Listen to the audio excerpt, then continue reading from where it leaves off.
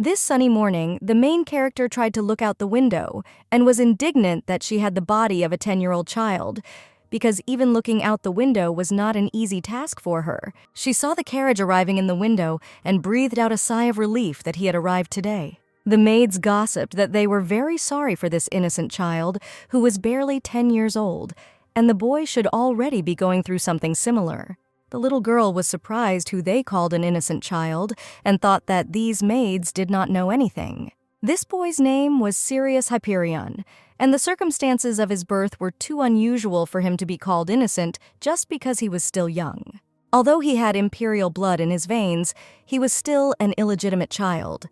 But the main problem was that Sirius was born in the form of a wolf, not a man. Legend has it that wolf blood flows in the veins of the ruling Hyperion dynasty, and in other words, Sirius is the coming of the wolf, which happened 300 years later. Although his mother was stricken with an incurable disease, she was still a warrior who became a legend of the empire. Everything would have been fine if the previous emperor had not had a successor, but unfortunately, when Sirius was born, the place of the crown prince was already taken. The appearance of a powerful creature caused chaos, and as a result, the crown prince got rid of everyone who demanded that Sirius be given the title of ruler of the empire, including his own father. But even he could not kill Sirius, and no one dared to openly take the life of the one who was the coming of the wolf. Having ascended the throne, the prince became even more sensitive to this issue.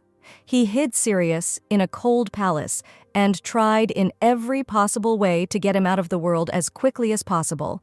In the end, when Sirius turned 10, he was expelled from the capital to the Duchy of Loud. This little dark-haired girl was also a member of the Loud family, and she was also awaiting the arrival of this young man. Her brother and sister, who constantly bullied her, approached the baby and told her to lock herself in her room. The girl was already accustomed to their antics and was sure that only crazy people had gathered in this place. This little girl's family was very large because the Duke of Loud had as many as 7 children. The first son went out alone in the middle of winter to hunt monsters but never returned, and the second son died while trying to develop resistance to poisoning by drinking a small amount of poison. All the other children had died too. And now the Duke's entire offspring consisted of older sister Courtney, older brother Joseph, and dark-haired baby Helen. The Duke was sure that sympathy makes a person weak, and his children needed to get rid of useless emotions in order to become closer to the place of his successor. And there is probably another reason why the Emperor sent Sirius to this lair of sociopaths and madmen, and he must be hoping that he will break. But somehow, even while in this house, Sirius eventually realizes how much he wants to bring everyone to his feet. This was the content of the popular fantasy novel the girl read, but when she woke up as a character in this story, she thought that nothing could be more terrible than such a turn of events, and it was necessary to develop a strategy to cope with all the difficulties. Therefore, the main character decided to strictly adhere to her plan and simply observe from the sidelines without doing anything. Constantly follow the main character Sirius, who will figure everything out with his own hands, and she will quietly leave the train she jumped on earlier as soon as the Load family collapses. Suddenly, the girl heard a voice behind the door, and it was a beautiful timbre, worthy of belonging to the main character. More than any doubt, Sirius was standing behind the door, but it was strange why he was here. And she understood that now that the main character had appeared, her family would completely go off the rails.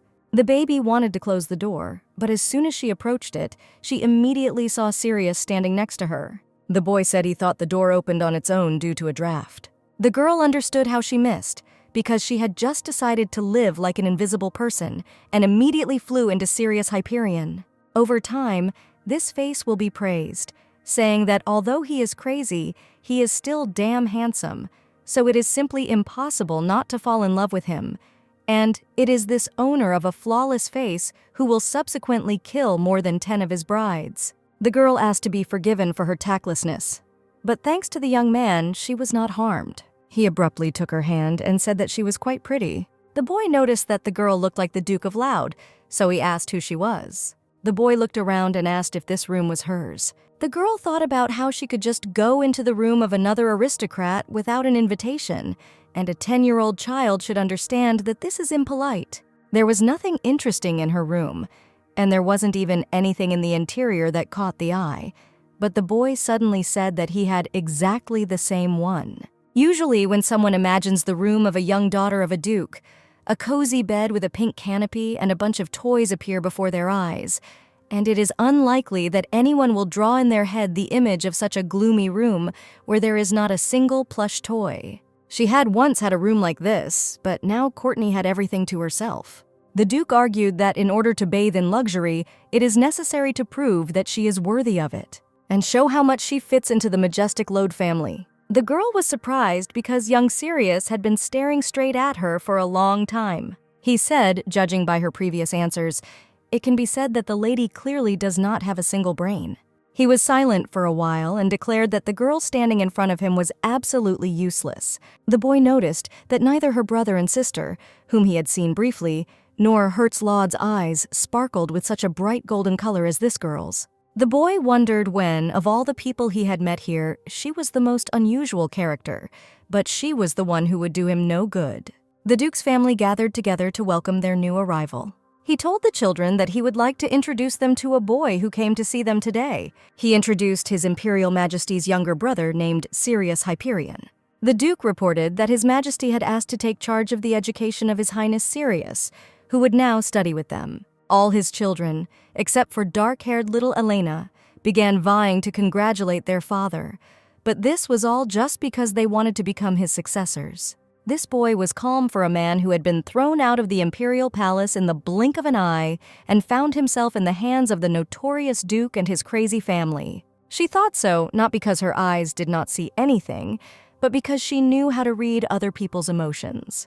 The golden eye bestowed upon the Duke of Loud has the ability to read another person's emotions. The current Duke of Loud also used his ability and eventually became the head of the family after a fierce competition. He informed his children, as ordered by His Imperial Majesty, that they should follow the Laud family's educational policy. He asked the young man if he had no objections, then from now on he would become his teacher. The boy said that the Duke was now his teacher, so he no longer needed to be formal with him. The lady came forward and informed her father that they would do their best to help His Highness get used to this house as quickly as possible. The Duke looked carefully at little Elena, who stood all this time with her eyes downcast. The girl did not want to look him in the eye, because in his gaze it was clear that he considered this little girl to be a pathetic non-entity. She heard this so often that she was already accustomed to such an attitude. And the reason for the Duke's fierce hatred is that she inherited the golden eye, which has the powerful ability to see other people's emotions visually. Courtney asked loudly if her father had really given her another difficult task in the form of Sirius. She said that in the Duchy of Loud, ranks are divided according to the order approved by the father, and as she heard, Sirius was assigned the lowest-ranking room. Elena stood and watched whether Sirius would continue to remain silent or say something to her. She was burning with curiosity, but at such moments it is better to try not to stand out from the crowd. And the best thing to do was to sneak out of here while no one was looking.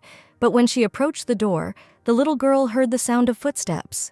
Courtney stopped the children who were about to leave and looked at them menacingly. She screamed furiously that she hadn't finished speaking, and they should have listened to her to the end. Elena clearly sensed Courtney's emotions, who were furiously angry. Sirius stated that he didn't know if there was a need to listen to her, and Courtney said that he would need an ally to stand up to her. She considered little Elena to be a piece of trash who was not even listed in any of the ratings, and always called her a useless child. My father always said that if he had the opportunity, he would like to tear out her eyes. So every time her father said that, it really seemed to her that he would take them for himself. Courtney asked if it turns out that His Highness Sirius will be dining with Elena. The girl said that she could no longer look at this chaos, and as long as the boy was told in a nice way, he should adhere to the rules of the house. Sirius replied that he did not remember allowing her to talk to him on a first-name basis, and even the teacher received his permission. The boy asked who approved these rules that she constantly talks about. Elena was surprised. This boy easily wiped the nose of the incomparable Courtney, and if she made even one mistake now, she would be accused of insulting her father. Sirius took Elena by the hand and said that he was tired and it was better for everyone to get out of his sight. The girl didn't understand why Sirius took her with him, but they walked out the door together. One way or another, before that crazy brother and sister couple ran out of the banquet hall, the little girl needed to quickly return to her cozy room in the attic. But 20 minutes later, she noticed that the boy was still following her. Elena asked why he was following her, and his room was in a completely different direction. The young man showed that he did not understand why she told him this, and Elena did not at all expect such a reaction. It was difficult to imagine her peer Sirius acting like this, so the little lady decided to simply run away from him. The young man said that he did not say a word about you pursuing her. Sirius suddenly approached one of the doors, which was located next to her room. And as it turned out, the lowest-ranking room was naturally located next to hers. Sirius asked if the girl wanted to tell him anything else, since she was looking at him so intently. She quickly wished him good dreams, ran into her room and buried her face in her pillow. Elena was ready to fall into the ground from embarrassment, and did not understand how it was possible to put a stranger in the next room. Of course, Duke Loud did not treat her with such disdain in the beginning, and she will remember the day of her birth, whose past life was cut short. There, she read a novel in which a man named Sirius Hyperion is the main character, and before she could finish reading it, she suddenly appeared into the world. The Duke of Loud turned out to be her father, and was known for his callousness and cold-bloodedness. Although Sirius was flawless, fully living up to his role as the main character, the genre of the work was a mass-produced fantasy novel. The virtue asked of the protagonist in this kind of novel is the punishment of evil, but Sirius, remaining true to his principles, destroyed everything in his path. And his goal was only to be the strongest in every sense of the word, and the families that wanted to lure him into their nets were swept away. The Duke of Loud betrothed his fourth daughter to Sirius and was destroyed while trying to use him. However, being a teacher who turned his son into a real madman, the Duke was also nothing more than a madman. He never looked at little Elena with a smile on his lips, but he asked all his subordinates to provide her with the best, so that there would be plenty of everything. Everything was too strange, and in the novel he was a character who was then harsh with his children, but for some reason he showed special care for her. And this was that same touching story about how a sweet daughter is born to a tyrant father who heals the wounded heart of the villain, transforming him beyond recognition. This is what the little girl thought until the day that very incident occurred. An unknown white glow always emanated from my father, but for some reason on this day he was surrounded by a suffocating black haze. And until that day, her father showed only love for her, and she was sure that in the future, no problems could arise between them. The Duke then squeezed her throat, and before losing consciousness, she could hardly hear one phrase. Since she was born with Loud's golden eye, she had to evade the attack, and after that day, it was her father's turn to take several more tests to test her ability. He was surprised by the ridiculous situation, and did those perfect golden eyes really not have any ability? She continued to cling to the Duke until she realized the true nature of her abilities, and Duke Loud did not have warm feelings for her from the very beginning. He only cared about the golden eyes that she had become the owner of, and the essence of this family was truly terrible. But in any case, she believed that they would fall at the hands of Sirius, who would soon face all sorts of difficulties. However, she had long seen such sparkling lights that spoke of pure joy. That night, little Elena could not sleep because she understood that Sirius was behind the wall, and she was wondering what he was doing now. The girl leaned her ear against the wall, and she was just curious whether he was a night owl like her or not. As expected, there was no sound coming from his room, but suddenly Elena heard some crying. She listened a little more and clearly realized that the sound was coming from Sirius's room. Despite the pressure from the Duke, he remained completely calm, and even Courtney did not make him angry.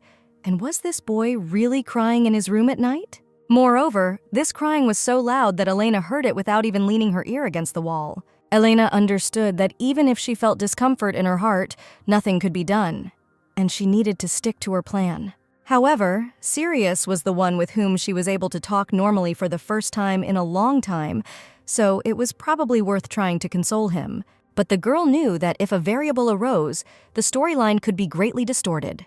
Her plan was to do nothing and just be Sirius's shadow. So she needed to quickly stop thinking about him and go to sleep, and his problems had nothing to do with her. The next day, Elena woke up not being herself, because during the night she had not slept a wink for a second because of the remorse that had taken hold of her. Sirius was the main character of this novel, and he is able to forge his own path better than anyone else. Elena got ready for breakfast, But when she opened the door, she was very scared when she saw this strange boy in front of her. She was so scared that she screamed involuntarily because Sirius was sitting right in front of her door. Elena was confused that he continued to stare at her without saying a word. Elena thought that the young man must have realized that she had overheard him last night, but on the contrary, he was in a great mood. Well, one way or another, before she was completely late, she urgently needed to go to the dining room for breakfast. The girl silently immediately walked forward, and the strange thing was that all this time, the boy continued to follow her. Yesterday, because of the fear that had taken over her, she could not get a good look at Sirius, but he really looked handsome and smart. Together they entered the hall, in which, as Elena had expected, there was absolutely no one. And for a child like her, it was her turn only when all the other family members had finished their meal. The girl smelled delicious tomato soup and was very glad that she would start breakfast right now. But suddenly Sirius took her hand and asked where she was going. Elena told him that he needed to go to the kitchen every day and bring his own food. But nevertheless, Sirius, being a member of the imperial family, never once expressed dissatisfaction with such an attitude. The girl felt uneasy because Sirius still continued to look at her and did not even touch the cutlery. There was no red glow from him, which means the boy was not angry, but then it was completely unclear what was the matter. Elena plucked up courage and decided to say something to the first boy and wished him bon appetit. The moment Sirius sat outside her room, he looked at her intently and immediately lowered himself as soon as they exchanged greetings. But as expected, her suggestion that he was waiting for her was just a delusion, and he was probably just waiting for her morning greeting. The girl noticed that Sirius had a very pretty face, and now, when the sunlight fell on his silver hair, he really looked like a fairy. However, do not forget that this humble Sirius is a small beast, a character who knows how to give back what he received, even if the enemy is his blood relative. He is not someone who will cling to someone like an idiot. Elena was very curious about why she heard him crying last night, but she knew that she had to control her curiosity. The next day, Courtney again screamed loudly at someone in the courtyard of the estate, calling him a monster. Courtney's screams could be heard even on the second floor, and at that moment, Elena saw Sirius wielding a sword in the courtyard. Today was Sirius's first lesson as a student of the Duke, so Elena deliberately chose such a good place to observe the progress of the lesson. There was absolutely nothing for her to do in this huge ducal castle, and throughout the day, no one started a conversation with the girl, and all because she had a peculiar position in this mansion. After the Duke stopped showering her with his love, everyone predicted her imminent death, because she had been in poor health since childhood. Therefore, it was unanimously decided to treat her like heir, because in this castle there were only people who either hated her or ignored her. Elena could not miss such a fascinating sight, and this boy, with all his appearance, proved that the myth of the Hyperion Empire about the coming of the wolf was the absolute truth. And most likely, it was not only a matter of enormous strength, but also the fact that his field of vision is wider than that of others, and his intuition is like that of an animal. As Courtney said, it was difficult to see him as a person, and many considered this little boy already a monster. The Duke asked Sirius to stop and lower his sword. The Duke reported that the boy's movements were erratic and asked him to bring a special installation for practicing fencing skills. Elena wondered if there was any reason to force Sirius to practice techniques on that structure. The Duke showed Sirius how this device worked, and at the same time showed his excellent skills as an incredible swordsman. He showed in detail what the boy should do and asked him to begin. With one deft, strong blow, Sirius destroyed this structure, the fragments of which scattered in different directions. The structure looked much stronger and more massive than the wooden doll he had shredded earlier, and Sirius looked rather confused afterward.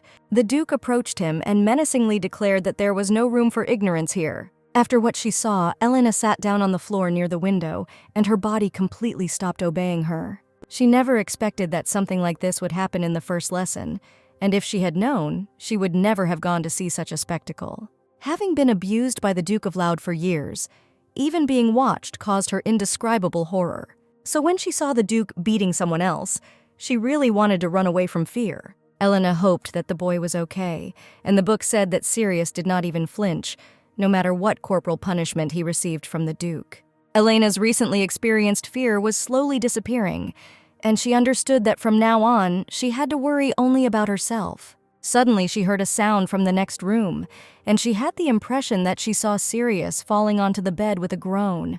According to the novel, the Emperor even hinted to the Duke that he was ready to pay if he lived from the light of Sirius. There were no more sounds coming from the room, so Elena thought that the boy immediately fell asleep as soon as his head touched the pillow. Suddenly, she heard frightening wheezing and groans that were coming right from behind the wall. Elena decided that this would not work, and if it continued at this rate, he would simply die, so we needed to help him as soon as possible. Sirius endures all the vicissitudes of fate, and, without a doubt, this will be his path. But now he was suffering a lot, and last time Elena had already ignored his cry once. Therefore, she could not stay away, because of these thoughts, she would again not be able to sleep that night. It wasn't that it was just that she had a guilty conscience, but she was sure that Sirius was her insurance. To be honest, the situation was a little ridiculous, and she would have to help Sirius in secret, but there was nothing she could do. His life has been full of revenge and the accompanying madness, but those who have cared for Sirius since childhood knew that he was a deceiver, so Sirius is extremely suspicious of anyone who tries to help him. Of course, Elena had a reason to lend a helping hand, but she couldn't just say that he was her safety net. Therefore, nothing terrible will happen if she looks a little behind the door of his room and finds out why he screams so much. If he is really sick, she will simply bring him medicine and leave. But what she saw scared her out of her mind, because the boy was lying covered in blood in his bed, trembling all over. It seemed that he was sleeping, and in his sleep he cried very much from terrible pain. He wasn't even able to respond, and if it weren't for the moans he made from time to time, Elena would have thought he was dead. She felt that the boy had a high fever, and she needed to rush to get some medicine from her room.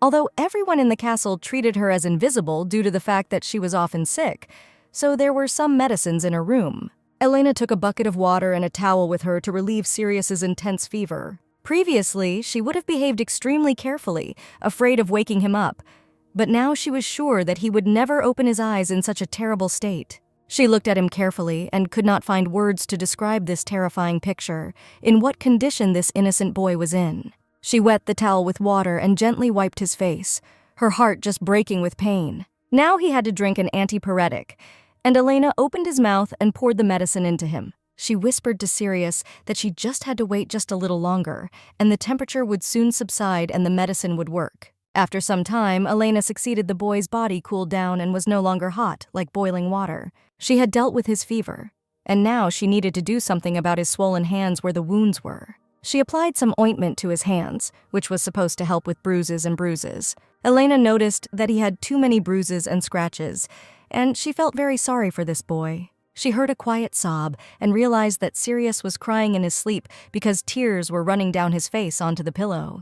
It was very difficult for her to look at this child, and it was as if there was a heavy stone in her soul. She asked him why he was crying so much, and understood that now they would not hear an answer from him. The Sirius she knows has never been weak, even at such an early age. And as evidence, we can use the fact that Sirius behaved decisively in a situation where there was frantic oppression on all sides. And now, being completely alone, Sirius could finally throw out his emotions. Sirius was the main character of the novel, and a crazy child at that.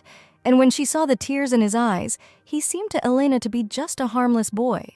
She waited until his crying subsided, holding his hand the whole time, deciding to stay close to him a little longer. Elena returned to her room at first light and woke up incredibly sleepy. She opened the door and saw Sirius, who looked surprisingly well considering his condition yesterday. The boy asked why she left the room so late today, and the girl said that she simply overslept. But she asked why Sirius suddenly asked such a question, but the boy did not find what to answer her and became thoughtful. He called her quickly to have breakfast and went forward.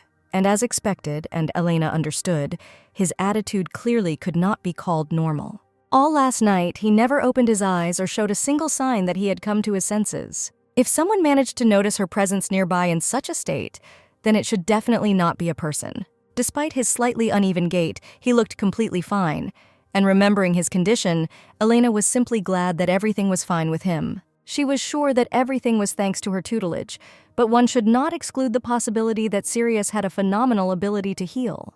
They walked into the dining room together and sat down again opposite each other at the large table. On the way here, Elena was all worn out with excitement, but nothing special happened, and so far they did not utter a word to each other. Sirius suddenly announced that when the girl had finished eating, she should follow him. Elena was scared and didn't understand why the boy just said that. She followed him anyway and wanted to see where he was going to take her. He stopped at one place and asked her to wait there until he finished. Elena smiled and asked if she could wait for him somewhere else. She didn't know what could happen next, but it definitely didn't make her feel good, and she felt like she was on pins and needles. She had the feeling that her father might appear at any moment, and she would have to listen to his reproaches again.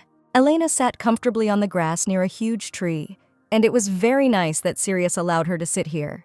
But his look was very strange when he gave her this permission. And this look was exactly the same as on that day of their first meeting, when he called her useless. Elena really enjoyed her new role, where she watched from the sidelines, and she finally had the opportunity to get more pleasure from the process. But unfortunately, the world was not as simple as it turned out, and if she continued to behave like last night, Sirius would begin to sense her existence. The girl suddenly smelled blood, and when she looked up, she saw Sirius in front of her, standing covered in blood. She didn't feel when he managed to get so close, so she didn't expect to see him at all. She noticed that there were no wounds on his body, which meant that the blood did not belong to him. The boy, as if nothing was happening, suddenly extended his hand to her and probably meant for her to take it. In the current situation, Elena could not dismiss him in any way, but she did not understand at all what was happening to this strange child. Sirius asked if his hand was too cold for her to hold it longer, and when asked why she was trying to pull it into her hand, she had to answer that she wanted to stroke his head with that hand, and this time she really screwed up. Of course, the big plus was that her voice did not tremble and sounded confident, but the words spoken were clearly too much. Sirius smiled and said that in this case she should quickly praise him and pat him on the head. Elena understood that the boy was pretending to be sensitive and kind, but she believed that he would not be able to deceive her. She stroked his head, but knew that she should never have behaved like that. And since the person being stroked on the head does not express dissatisfaction, then everything is in perfect order. The boy said that no preparations had been made for the lesson, so he was assigned to fight a monster that was caught for training knights. Naturally, he instantly defeated this monster, slaying it to death with a sharp sword. And Elena finally understood why this strange boy was covered in blood. Even without seeing the picture, Elena could easily imagine how it was, and this young Sirius probably fought like a beast. And now he stood in front of her and stared at her very strangely, as if he wanted to ask something. The young man then suddenly stood up, and Elena wondered if he would just take it and leave. He left without saying a word, but on the other hand, the long-awaited freedom had finally arrived for Elena. But either way, she was glad that Sirius never asked about what happened last night, and you could say she had committed the perfect crime.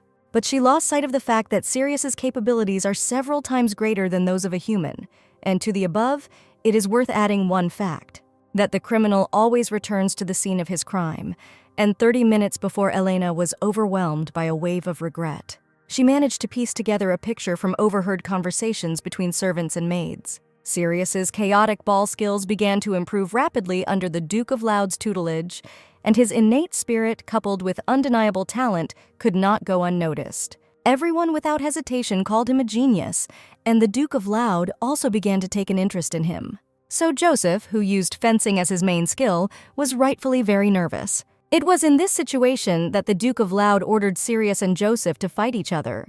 The man was very curious to see which of these boys would win. The voiced assumption that Joseph might lose to his opponent must have completely deprived him of his ability to think sensibly. So Joseph attacked Sirius before the countdown was complete. Although Sirius managed to block the attack with his sword, despite the obvious violations of the rules, the Duke did not give the order to stop the fight. And Joseph's sharp sword touched Sirius's body, although the latter managed to dodge in time.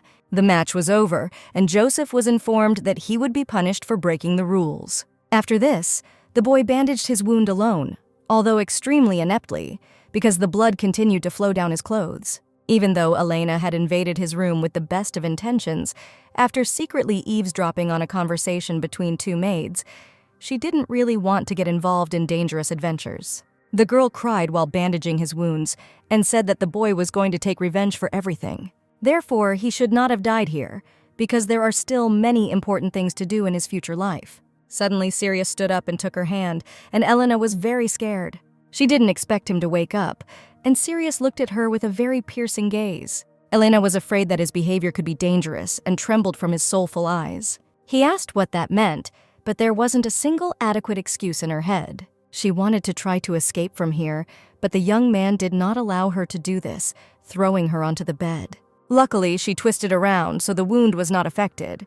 But now they were too close to each other. She covered his eyes with her hands and screamed that he was just dreaming. The boy laughed joyfully, not understanding why she was covering his eyes with her hands. She began to tell him words about sleep, which sets with the first rays of the sun, so the boy needed to fall asleep as soon as possible. She heard him fall silent and was surprised, but Sirius actually closed his eyes and fell fast asleep after that. But even if he came to his senses only for a moment, he still managed to get a good look at her face. And as she thought, now she has no choice but to quickly run away. Although the ducal family was disgusting, as long as Elena was here, at least she had a roof over her head and food. She saw that Sirius's condition had stabilized a little, but he still looked very pale. And for the ducal family to collapse, Sirius first had to survive, so she now needed to make every effort to do so. With her rash actions, she attracted the attention of the main character, but fortunately, she had a golden eye. And if any other strange changes appear, she will immediately be the first to leave this house. Well, as Elena thought, not even a day had passed before Sirius again began to behave even stranger than before. Since she had already planned her escape, she woke up and immediately began sorting through things for which she could earn money. But the only question was who would buy medicine from a 10-year-old girl. The only good thing about the situation was that Sirius wasn't doing anything right now, so she had a little more time to spare. Therefore, Elena did not say at all that she had given up. She was simply sure that she had a strong argument on her hands. She suddenly smelled blood just after she was about to go have breakfast. She opened the door and saw Sirius sitting on the windowsill, drops of thick blood dripping from his shoes onto the floor. She almost screamed in surprise because Sirius looked very strange. Judging by the pools of blood in the corridor and the bloody stains on the bandages, it is safe to say that yesterday's incident was not a dream. But for some reason, Sirius was in such high spirits. The boy asked the girl to follow him, and she cautiously agreed to his proposal. At most, she expected Sirius to look at her with contempt, but on the contrary, he looked into her eyes with a radiant smile on his face. But it's likely he's just testing how fearless she is, and maybe she should slow down and sneak away right now. Elena understood that Sirius was constantly adapting to her step, so she would have to follow him resignedly. The boy suddenly asked if the girl wanted to tell him something. She decided that she would first stick to the original plan and deny everything. So she changed the subject and asked Sirius if he was hungry. Otherwise, they should hurry to breakfast so as not to be late. Elena went to the kitchen to get her portion of aromatic mushroom soup from the maids. But Sirius hurried to pour this soup for her, and she did not understand at all why he began to behave so carefully with her. They sat down opposite each other, and Sirius politely wished her bon appetit. Elena wondered if he really thought what happened last night was a dream. But even if that was the case, she couldn't understand why he was becoming so friendly. Elena suddenly heard a knock on the door, and it was strange because until today, no one had ever entered the dining room during her meal. The maid brought Sirius certain dishes, which his lordship ordered to be prepared so that they would contribute to a speedy recovery. At the Duke's residence of Loud, good quality food was the highest reward, and the fact that Sirius was given the opportunity to sample a special menu suggests that he was able to gain the Duke's recognition and earn a reward. But if this is really the case, then the Duke should have sent a doctor to him yesterday, even though he was Elena's father.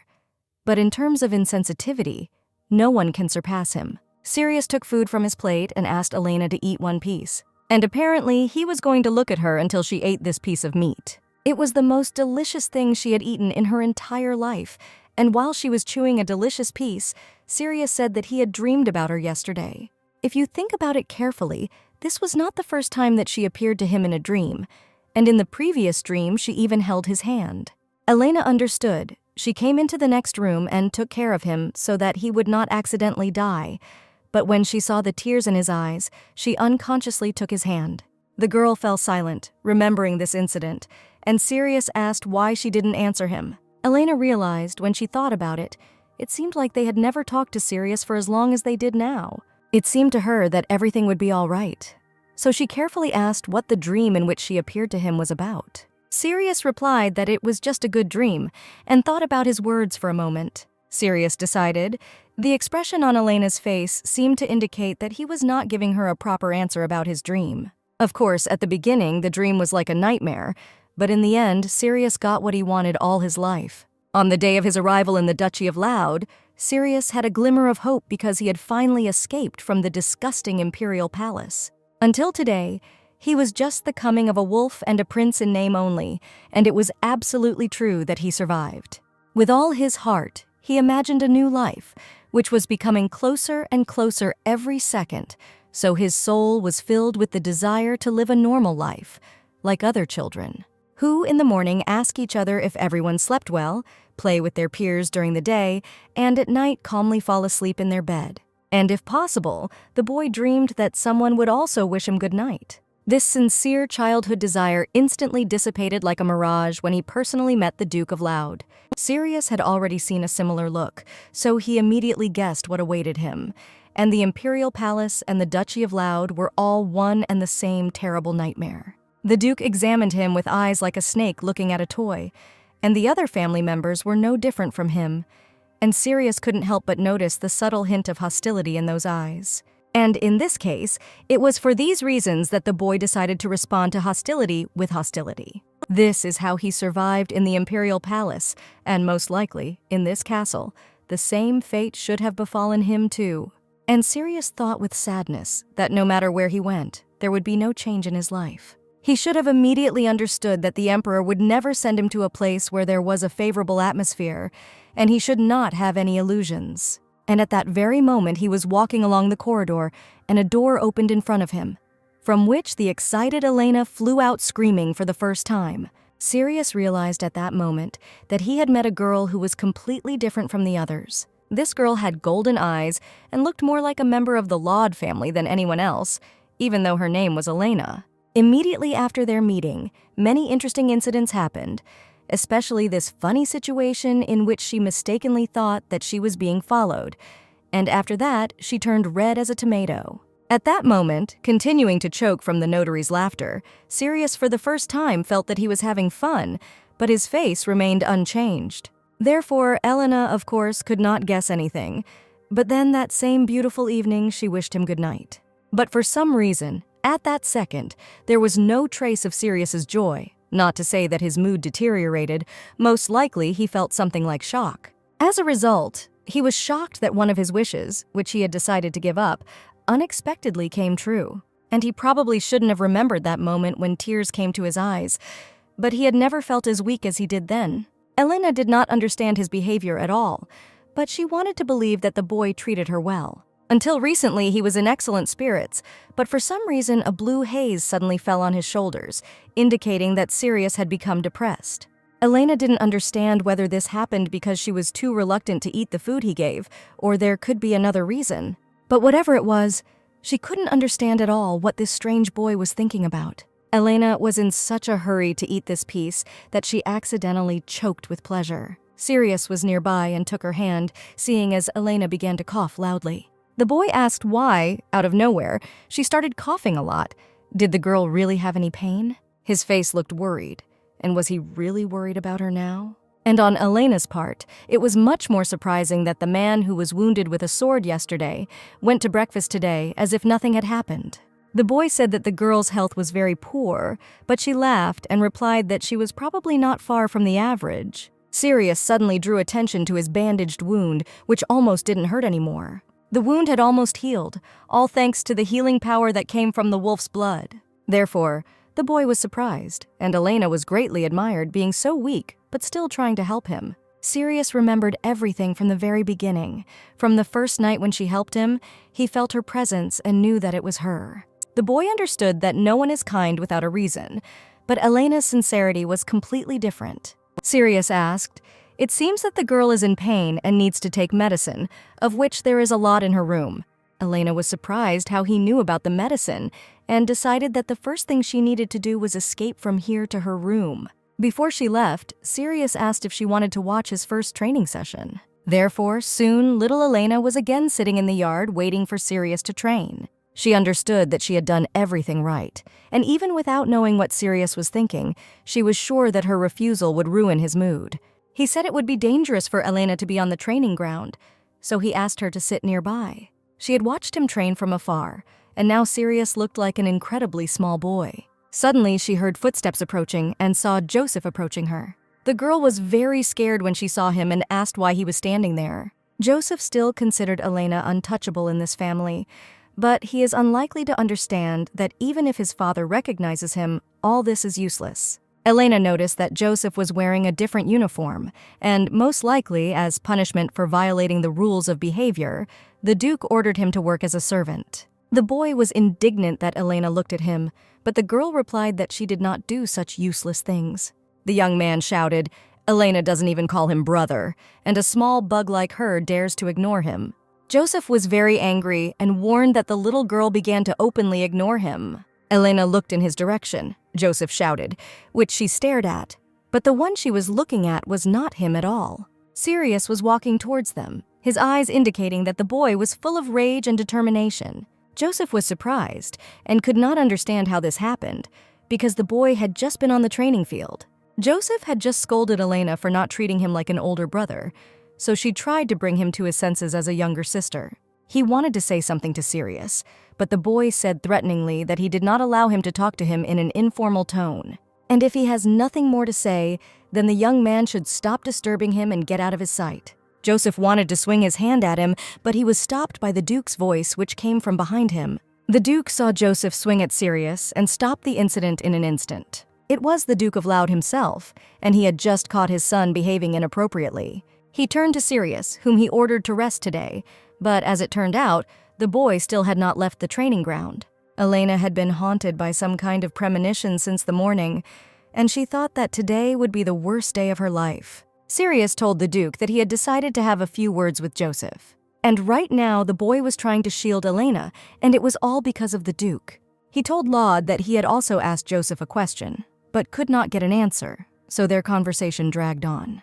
The Duke of Loud still looked extremely interested, and he wanted to know what the question was. He asked his son to try to explain what was what, but the boy only mumbled uncertainly in response. The Duke said that he would judge for himself whether the question was trivial or not after hearing Joseph's answer. The son told him that Sirius asked to speak to him formally, and the Duke smiled insidiously upon hearing these words. The Duke asked Joseph to follow him. Elena was not surprised that he did not even mention her, and at that moment, Sirius took her hand and said that it was time for them to leave here. Usually, when unexpectedly confronted by the Duke, Elena would continue to think about him endlessly. But now she was more concerned with the question of where Sirius was going. Elena felt that she was slowly starting to calm down around Sirius, and perhaps it was because he was trying to help her. She was grateful to Sirius for his help, but thinking about the future, it was safe to say that this was a very bad sign. At the very beginning, Elena made a firm decision to stay near Sirius without attracting his attention. Sirius turned to the girl and asked if there was an interesting place she would like to go. He confidently stated that he had one great idea that would answer his question. Judging by the relaxed expression on Sirius's face, he was comfortable around Elena, so he began to behave more freely. She said that she loved to read books, but nevertheless, this was an unacceptable situation for her. By continuing to remain close to Sirius, she could be drawn into the whirlpool of the following events. Elena had to somehow distance herself from him, so she said that the process of choosing a book took a lot of time for her and hoped that the boy would leave now. Sirius looked very cute when he was a little upset by this answer, but Elena was sure that she needed to be steadfast. He asked if he could wait for her outside, and the girl herself did not understand how she answered his question with consent. Elena understood that since Sirius was fine now, it meant that everything would be fine with her for now. And seeing his sweet, angelic face, she felt that she had done the right thing by giving him her permission. As soon as she closed the door, she immediately grabbed her head with cries of indignation that she had a weakness for such cute faces. Elena understood that only she was to blame for what had happened, and she now needed to gather her thoughts about Sirius. Because now he seemed incredibly charming and cute to her with his pretty face. But later this sweet boy will grow up and brutally deal with the entire empire. Elena knew that she had to be vigilant. And even despite the murder of so many brides, Sirius could get engaged again without any problems. And although the girls continued to doubt his intentions, any of them could refuse the engagement, but were fascinated by his appearance. Another woman who approached Sirius in order to kill him, at the decisive moment was unable to pierce his heart with her dagger. Subsequently, Sirius's hand did not even tremble and he mercilessly killed her. And to summarize, we can say that Sirius was distinguished by dazzling beauty all his life. However, the book never said anything about how cute he was, and the novel simply used Sirius's childhood as a stepping stone to put future events in a better light. His appearance as a child, buried under the weight of adversity and suffering, did not in any way fit with his sweet description.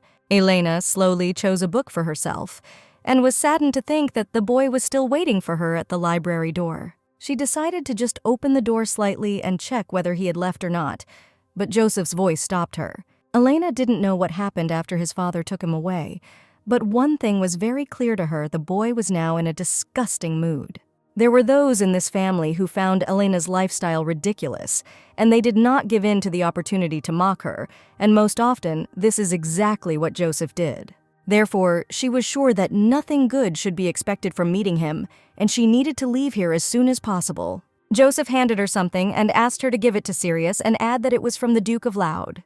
Elena asked what it was, and the boy was indignant that she dared to insert her words into his monologue. He swung the thing, which was wrapped in a rag, sharply, but at that moment its base was saved by Sirius. And it really was him, although Elena was sure that the boy had already left. Sirius apologized that she said to wait for him outside, but Elena tried to reassure him that there was no need to apologize for anything. She felt a slight remorse for keeping him waiting for a long time, but the boy suddenly asked him to wait for her aside. Elena handed Sirius the item, and Joseph stated that she carried out his orders as instructed. Sirius asked if the young man was really going to just leave after throwing that thing at Elena. Joseph shouted that he really should apologize to this pathetic girl. But Sirius's piercing gaze meant only one thing: Joseph wouldn't be able to get away with simple apologies this time. Sirius stared intently at Joseph, who stood next to him, and expected some kind of reaction from the boy. Then he hit Joseph with all his might, so that he even flew in the other direction. He hit him with such force that the young man flew into a rack of books, and they fell in a heap right on his head. There were fiery sparks in Sirius's eyes as his blood boiled from the perfect punishment. Joseph cried out, wondering if the boy had hit him over something trivial. Sirius replied that he did not expect that the young man would be able to stand firmly on his feet, and would certainly continue to demonstrate excellent stamina. Joseph decided to show the boy where his place was and swung his hand, but he deftly stopped his hand.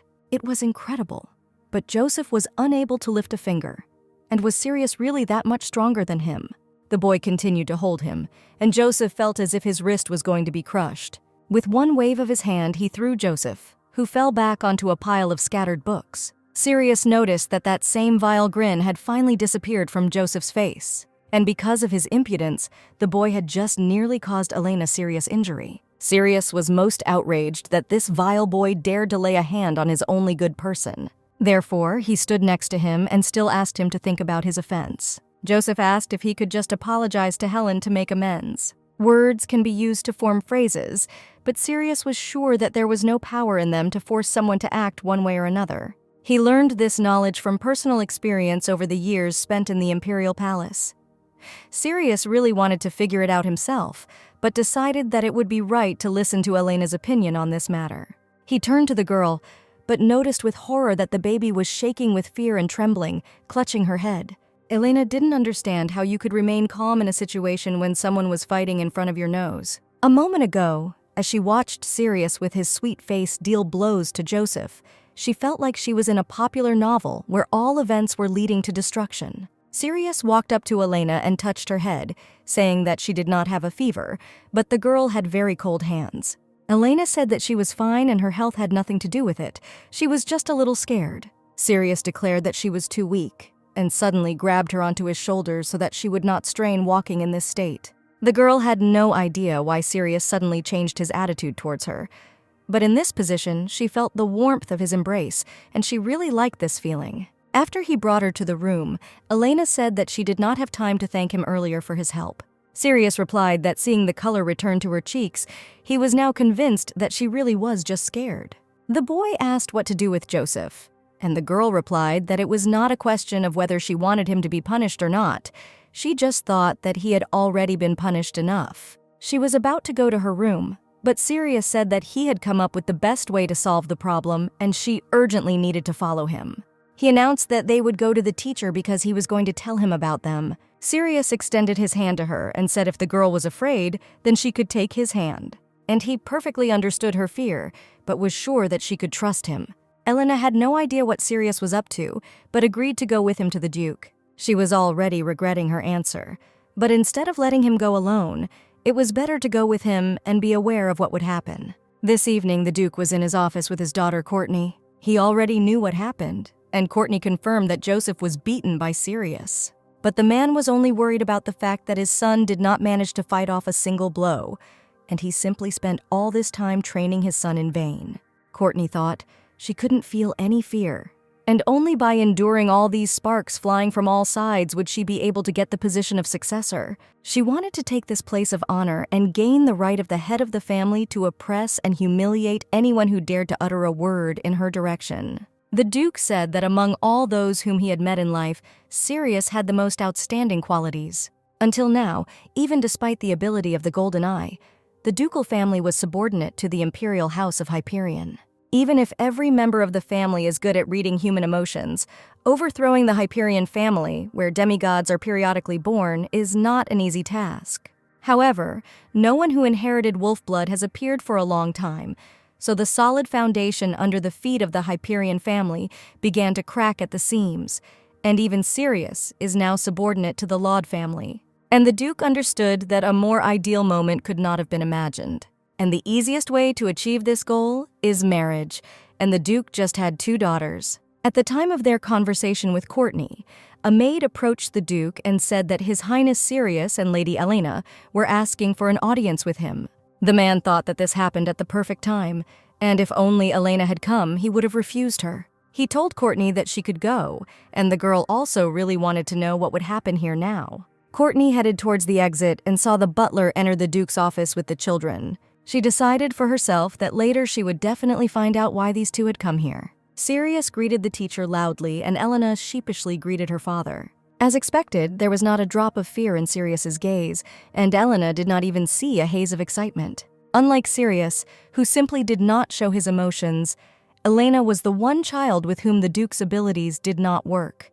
At one time, he thought that she was special because she was impossible to read, but now it was simply infinitely unpleasant for him to look at this girl. Sirius said he had come to receive a reward because something he really wanted had appeared. It was a reward for Sirius showing up for training one day, even though he had been seriously injured the day before. He said that he would like to study with Elena, and for him this will be the reward that he wants to receive. From the very beginning, the Duke found it strange that they were holding hands, but Sirius had probably found someone to get close to at the Duke's residence. Just a couple of minutes ago, he had thought about tying Sirius down as a consequence of marriage, but he had never expected that he himself would take the first such step. The Duke was sure that Elena, whom he thought would be of no use, finally had the opportunity to do at least something for the sake of the family. Otherwise, the murder of Elena's real father will be meaningless. 10 years ago, the Duke of Laud stood opposite an exhausted prisoner who was in custody. Then he noticed that for someone who was not able to sit down and talk normally,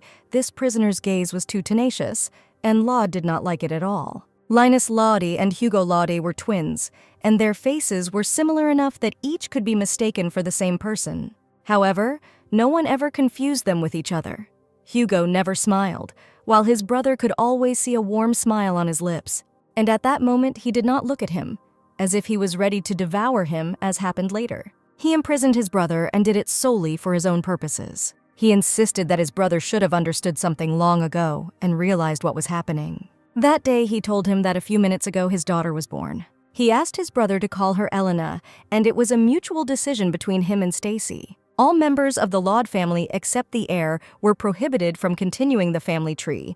In a word, it was impossible to create a collateral line. However, Lenos fell in love with Stacy, a maid born into an aristocratic family that had fallen into ruin, and thereby broke the most important rule of the Laud family and ran away. After all, it was clear that the current Duke, who does not know such a thing as mercy, would certainly punish the guilty with death. The reason they were able to be tracked down and captured was because Stacy was pregnant and couldn't escape properly. Hugo came up with a very effective method to get rid of his rival, threatening that he would kill Linos if Stacy tried to escape. He forced her, carrying a child under her heart, to stay in the Lode residence so that Linos would no longer try to escape. After the news of the birth of his daughter, the first thing Linos did was ask his brother if everything was okay with Stacy. He replied that she seemed quite healthy after the birth of the child. Stacy safely gave birth to her daughter and was completely healthy, and this happened at the same time that the report came that her daughter was born with perfect golden eyes. Hugo said that he had one proposal for his brother and offered to let his daughter live. He promised to raise her as his own from now on, so no one would know that she belonged to a side branch. But in that case, his brother would have to die. It was clear to everyone that the father would do everything for the happiness of his child, so Linos agreed to his conditions. Hugo noticed that his brother did not even doubt his choice for a second. Therefore, he dealt with him as quickly as the young man gave an affirmative answer to his death. That's how Helen became the daughter of the Duke of Loud, and she was a child with bright and perfect golden eyes. In the history of 7 years before Helen, there was another person with the same eyes, and Family Chronicles said that he could see more than just emotions. A person with perfect golden eyes is born knowing what will happen in the future, and if this story is true, then the ability of the golden eye is truly grand. Therefore, the Duke constantly checked the girl, but even during numerous attempts to kill Elena, she was never able to predict the danger. The man thought, "It seems that the words that the ideal golden eye is able to see the future are complete nonsense." However, to his great surprise, Elena was somehow able to fall into Sirius's soul. 10 years had passed since he had killed his older brother and taken Helen into his hands, and finally the Duke could say that the murder of Linos was not useless. This morning, little Elena opened her eyes, and it seemed like she was dreaming about something, but she couldn't remember anything.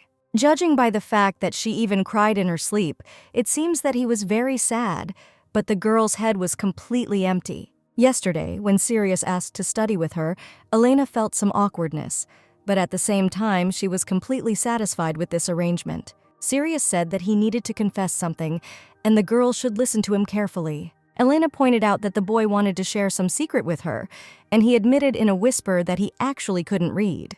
Sirius said that he considers this his weakness, so he does not stutter again about his illiteracy. Elena wondered why the boy so openly admitted to her his weakness, which he was afraid to tell others about. Sirius looked at her and asked Elena to teach her to read before the day the teacher called arrived. She could not refuse this request, and on top of everything else, now they had to study secretly in her room.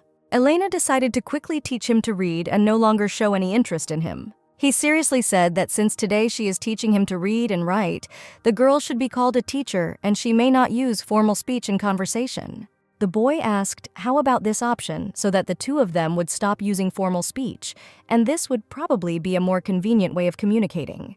From the expression on his face, one could tell that he no longer intended to make concessions, so the girl agreed to go on a personal level with him.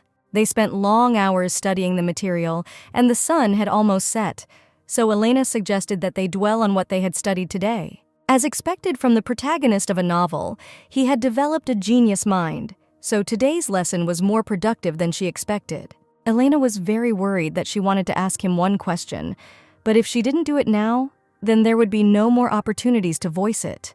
The girl suddenly asked why Sirius suddenly began to treat her so well. Sirius answered because she treats him very well and he knows absolutely everything. In the original story, Sirius always looked with suspicion on those who treated him well, and this time, she was the exception to the rule. Elena tried not to think about it now, and it was much more important to come up with a further plan of action. Sirius picked up a stack of books, and despite the chaotic teaching, Elena was glad that he was able to learn something and decided to study the material himself. Sirius unexpectedly answered. In fact, the girl taught him very hard, and she also has desire and will. And if she finds a suitable role for herself in the future, she can become a useful person. Sirius had read that useless people had no choice but to die quickly, so in order to survive, she had to be useful. Elena felt a little comfortable around him, so she let her guard down for a moment as expected, and Sirius was also still human at this time. He said that the girl could do this too, so he asked the teacher to allow them to study together. He picked up his stack of books and said goodbye to Elena until school started tomorrow. Spending a lot of time with Sirius, Elena managed to firmly grasp one important thing. Sirius does some cute things sometimes, but as expected from the novel, he's a total nutcase. If things continued at this rate, her life would become a giant ferry, carried away by the waves. But if Sirius's attitude of late was any indication, it would seem that he considered her an ally. Recently, Sirius told her to become useful, and in that case, there was only one answer. She needed to give up, that she was useless. Elena Blah is sure that if she is a real mediocrity, Sirius will be the first to leave her. She thought that her new plan could safely be called ideal, and that day Sirius invited her to play daughter-mother. As expected, Sirius was puzzled. No matter how you looked at it, mentally he was clearly not a 10-year-old child, and would definitely not be able to endure such games. The boy suddenly asked what the mother-daughter game was, and Elena was surprised because he had just suggested it himself. Elena told him the details of the game, and Sirius suddenly said that he did not want to quarrel with her in new roles. And every time the maids chatted, the conversation most often turned to quarrels between spouses. The girls said that they would play at an ideal family, where the spouses treat each other with respect, so Sirius should not forget to use the word you. The children divided roles among themselves, and the boy had to pretend that he was returning home in the role of a spouse. It turned out that the boy did not know how to play at all, so he was completely confused. At this rate, phenomenal success awaited Elena, so with a happy smile she asked if her dear husband had returned home. But Sirius opened his eyes and was very surprised when he heard what words she called him. For some reason, Elena had a strange feeling that she had forgotten about something, and it seemed that everything was going too smoothly. She put some fake food on the paper and told him that they would have a family dinner today. After the toy lunch, they lay down together and closed their eyes, and Elena announced that it was now bedtime. The boy was very sorry that after he opened his eyes, the game of daughter-mother would end. Therefore, before closing his eyes, he told his dear wife that he would like to play daughter-mother tomorrow too. But then, Elena suddenly remembered that this cute boy was going to kill more than 10 of his brides in the future. Sirius lay with his eyes closed and suddenly said that for some reason he was feeling very well, and Elena decided that from tomorrow, the mother-daughter game would be banned.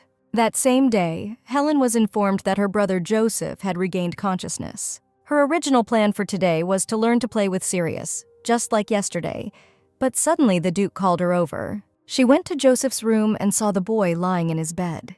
And in fact, everything turned out to be much worse than she thought. Elena said that she came to receive her apology, and earlier, he demanded that she behave like a younger sister, so now she came to reprimand him as a younger sister. After that incident, she learned that the thing Joseph gave to Sirius that day was a real sword, handed down personally from his father, so Joseph was consumed with envy and became furious. For his own sake, Joseph had better offer a sincere apology, since Sirius would clearly notice that the apology was only for show. Joseph asked if he made a sincere apology and received forgiveness, whether Sirius would leave him alone. Elena always thought he was a little girl, but now Joseph looked very scared. And for the first time she realized that in front of her was just a child. And most of all, he was afraid that after all this he might be thrown out by the Duke as unnecessary. Elena decided to give her brother a helping hand, but in response she heard from him only an insult towards Sirius. And the girl loudly declared that the boy was deeply mistaken, and she was doing all this only for the sake of her beloved. Elena understood that if she ruined someone else's life because of something like that, then it would leave an unpleasant aftertaste on her soul. Therefore, she asked one way or another to watch the boy's language and be careful in his actions. After she had dealt with Joseph, it was now Sirius's turn. She found the boy in the yard, and at that time he was writing her name in the sand with a stick. Elena noticed that Sirius looked very happy, but at one moment he unexpectedly approached and kissed her on the cheek. The boy smiled and asked what Elena would like to play today, because there was a good day ahead. Elena suggested that he watch the ants instead of playing mother-daughter, and this time she was determined to act according to the plan. The mother-daughter game plan failed because Sirius was having fun, so this time she chose the most meaningless game. They found a huge anthill, which was teeming with large and small ants. Sirius admitted that at first he thought watching the ants would be boring, but it turned out to be quite an interesting activity. Elena understood that she wouldn't go ahead, and at this rate she would suffer another failure. So first, she needed to quickly change the topic. She asked why the Duke had called him, and the young man said that the teacher had warned that he would leave for the capital for a few days and was already looking for a tutor for him. In any case, Elena successfully changed the subject and now thought that they could go back. Elena suggested returning home, and the young man said that this forest was really huge, but he thought that in front of him was just a small forest inside the garden. Elena said that she had heard that this forest was more than 200 years old, but the thought of going inside and looking around had never occurred to her. She noticed a tree that sparkled especially brightly and invited Sirius to come closer. She touched the tree and in its hollow found a pendant that someone must have hidden there. Although the pendant was rusty, its lock easily gave way and opened. And the children saw inside a photograph of a green-eyed, fair-haired girl with her name written on it. Inside the pendant, in small letters, was written "Love, Stacy," and Elena's face changed when she read the name. Elena suddenly rushed forward and said that she knew this name. Sirius asked why she started running and what happened. The Hyperion Empire reveres the imperial family as gods, and they are believed to be living myths in their own veins, with divine blood flowing through their veins. The children unexpectedly found themselves in the family cemetery, and Elena confidently approached one of the tombstones on which this name was written. The current Duke of Loud had only one wife, and she died shortly after the birth of their sixth son, so everyone dubbed Helen an illegitimate child. This is because even without knowing who Elena's mother was, one thing was certain: Elena is not the child of the Duchess of Loud. Elena also remembers the rumors that were exchanged between the maids at the time that the Duke of Loud was flirting with a maid named Stacy. It was speculated that because the maid had the same green eyes as the Duchess, she attracted the Duke's attention. Elena said that she wondered if her mother had any relatives, but at that moment her father said that she was an orphan. That conversation happened too long ago, so Elena did not remember the details of what emotions surrounded her father. Sirius pointed his finger at her and said that they were very similar, and this girl was really her mother. Elena put the pendant on herself and proudly declared that this girl was really her mother, and she felt that everything was going that way. Elena was worried. If you think about it, Sirius also doesn't know anything about his mother, and whether she can be so happy in his presence. Elena shared with him that when she gets out of the castle, she will go in search of her mother. But right now, Elena couldn't put her plan into action because the Duke still hadn't given up on her golden eyes. But one day, she would definitely get out of here. Sirius suddenly announced that he would definitely help her do this, and in response, the girl smiled sweetly. A few days later, the father returned from the trip, and before meeting him, Elena was breathless, although she knew that he would gather all the children. But she never expected that she would be called too, because nothing like this had happened recently. Courtney was very annoyed that Sirius and Elena were also near them. The Duke said that all subjects would be taught by Viscount Dalton and classes would start tomorrow, so the two should visit the teacher and say hello. The Duke declared that the meeting was over and everyone could be free except Elena. And left alone with the Duke, Elena became so scared that she was not even able to raise her head and look into his eyes. The Duke stated that he knew the girl had gone through many difficulties, and from now on he would give her back what she should have enjoyed. He ruffled the little girl's hair and suddenly announced that it was time for her to return to the main building of the residence. It was similar to what she had already encountered in childhood, to those times when Elena believed that her father loved her. The Duke said that she could now walk, and the little girl carefully backed away. And after the man let her go, she rushed to run out of this office. But the man was sure that Elena was just a small child who still had no one to rely on in this world. And in the end, she would still recognize him, want him now, and tremble with fear. And above all, because she truly considers Hugo to be her real father. Therefore, the Duke was confident that everything would naturally be resolved exactly as he wished. That night, little Elena tossed and turned in her bed and could not sleep in her new room. She thought, probably the Duke hoped that if he showed a little kindness towards her, she would throw herself on his neck with tears of happiness in her eyes. As expected, the Duchy of Loud is a place where members of the family can only recover if they find themselves on the verge of death. Therefore, as long as people with golden eyes continue to be born in a family, this family will not be able to escape. But one day, Sirius will definitely put an end to everything, and at the same time, it will be salvation for the Louds. Therefore, Elena decided to go out into the corridor and saw that the light was on in one of the rooms, and Sirius was clearly in the living room. There really was a boy sitting at the table, leisurely drinking warm milk from a mug. Sirius smiled and said that this nightgown suits Elena very well, and she looks very cute in it. Although this cute nightie suited Elena very much, she should not have received it from the Duke, and every act of kindness has a reason, especially when attention is focused on it. The young man was glad that Elena looked with caution at the Duke's benevolent attitude, but when he first saw him, he seemed fierce to him. Sirius thought for a moment, and only woke up when Elena tried to find out from him whether he had hurt her all this time. She repeated once again that tomorrow they would start classes with a tutor, and asked if he was worried about studying. The boy thought for a while and replied that he didn't even know what sensations he was experiencing, and at the thought of them attending classes together, he just looks forward to tomorrow. Elena thought that she was worrying in vain, and first she would need to fail all the tests that the tutor would give them in order for her plan to be successful. Sirius asked if she would like to sleep in the living room on the sofa together, since she probably didn't want to sleep in her new bed either, just like him. Elena sheepishly replied that she didn't like the silence flying around there, and Sirius was incredibly right. They brought a blanket and pillows into the living room and lay on the floor, staring at the glass ceiling through which the stars were visible. Elena thought about it.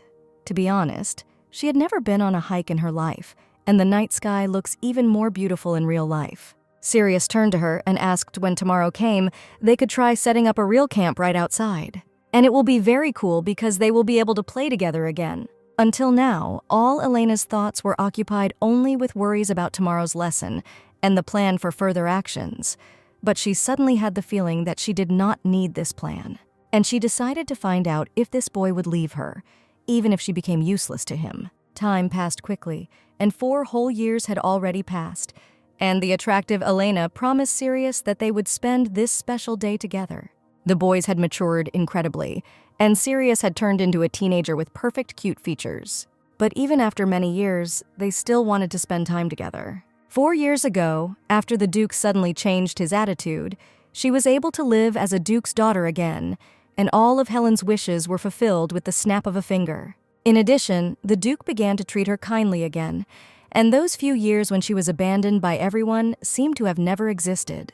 Moreover, once he even said that she was his only favorite child. But his emotions could be described in one phrase: how incredibly boring. The Duke set certain meal times for the two of them, and this made Helen extremely uncomfortable. She noticed the upset face of Sirius, who for some reason did not even look in her direction that day. The lady tried to explain to Sirius that nothing special had happened, and the Duke was only asking her how she was doing.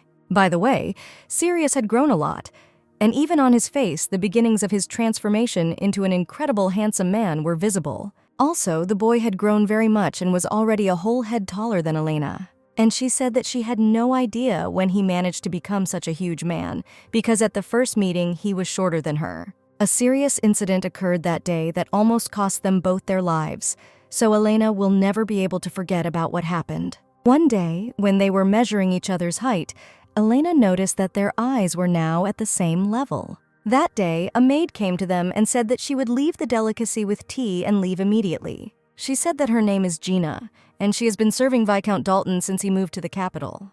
Elena thought that the Viscount arrived at the residence alone, but the tutor never really told himself anything. Sirius wanted to take something from the table, but the girl told him not to touch anything here with his hands. That day, she unknowingly helped Sirius because she said that she was sure that that maid was a murderer whose target was Sirius, because she felt strong hostility from her that could not be confused with anything. She suggested that the cookies might be poisoned and that the Emperor had sent her, and as soon as she thought about it, her hand involuntarily hit Sirius's hand, with which he wanted to take something from the table. If food accidentally eaten turned out to be poisoned, Sirius, overcoming the pain, tried to find a safe place and temporarily hid there. However, the Emperor's prank this time was too bold, and the boy said that if they left the living room as if nothing had happened, the maid would suspect something was wrong. Sirius asked if he and Elena were on the same page or side and if he could trust her. He asked the girl to trust him and promised that he would never let his supporter get hurt. Elena wanted to trust the boy, but whatever one may say, he was a killer, and her thoughts continued to be confused with fear. She remembered that Sirius had settled in the ducal residence of Loud and had come close to death many times due to assassins sent by the Emperor. But she knew one thing for sure. At that time, there was no one to stop Sirius, and he ate 3 cookies and, being in a semi-stupefied state, thought about how to survive. So this time, Elena suggested holding hands and starting to act together. The girl understood that she was in trouble because there were significant discrepancies in the novel now. Then Sirius suggested that she hide a couple of cookies, as if they had been eaten, and he himself promised to bring toys that had a similar configuration with them. Elena thought, in order not to be a hindrance, she should at least do what he asks. Elena hid the cookies, and Sirius brought a large toy bear, which was supposed to be his replacement. They came up with a story about how they suddenly started to feel sleepy due to sleeping pills, so at first they had to hide inside. Sirius was going to seize the moment and leave the closet first, and Elena suggested staying there until he called her. And after a while, the same maid actually entered the dining room, in whose hands was a huge kitchen knife. The lights in the dining room were turned off, but from the sounds coming from Elena, it was clear that the battle was in full swing. She felt a clear, killing intent, and this emotion definitely belonged to 2 people. But it was strange, because the 2 hazes were intertwined with each other, and it was as if they were fighting, like their owners. Suddenly, the haze disappeared and the sounds stopped, so Elena decided to stick her head out of the closet slightly, but remain unnoticed. But as soon as she opened the closet, she saw Sirius in front of her, who had been standing near the door all this time. The girl screamed loudly that he scared her because he moved too silently. She saw that everything in the living room was turned upside down, but nowhere did she see the maid, who intended to kill them. Sirius stated that she fell out of the window and most likely the killer was already dead. But Elena clearly felt that the boy was now blatantly lying and that everything had happened completely wrong. The bloodstains on the floor indicated that she had not died from a fall from a height, and it was here that Sirius dealt the fatal blow to her. Sirius's strength was known to everyone, and Elena did not understand why he would lie to her face. She took his hand and said that the boy did the right thing and he was a real good guy. To think that such a small child could kill someone, and it was a terrible sight. But on the other hand, no one can blame Sirius for what happened. The little lady smiled and said that she was very glad that Sirius had protected her again. She asked if the boy was very scared, and he suddenly rushed to hug her. He stated that he was very scared, and Elena realized how scared Sirius was. Sirius then called her by name, and at that moment he wanted to tell her the 3 most important words. Years later, Elena recalled this and was surprised that they even had a chance to be in such a situation. Elena asked if Sirius was still sulking at her, claiming that there really had been no conversations between her and her father. Sirius had continued to build a wall between them lately, but today he was being particularly sarcastic. Elena said that she too could be upset and have fun alone, while the young man coldly turned away from her. After her words, Sirius thought that at this rate he really could go crazy from everything that was happening between them. Every time Elena did something like that, it began to seem to him that his sanity was leaving him. Sirius knew perfectly well what was happening to him, but he would rather remain ignorant. He was sure that she would never reciprocate his feelings, and it would be better if he did not understand what was happening.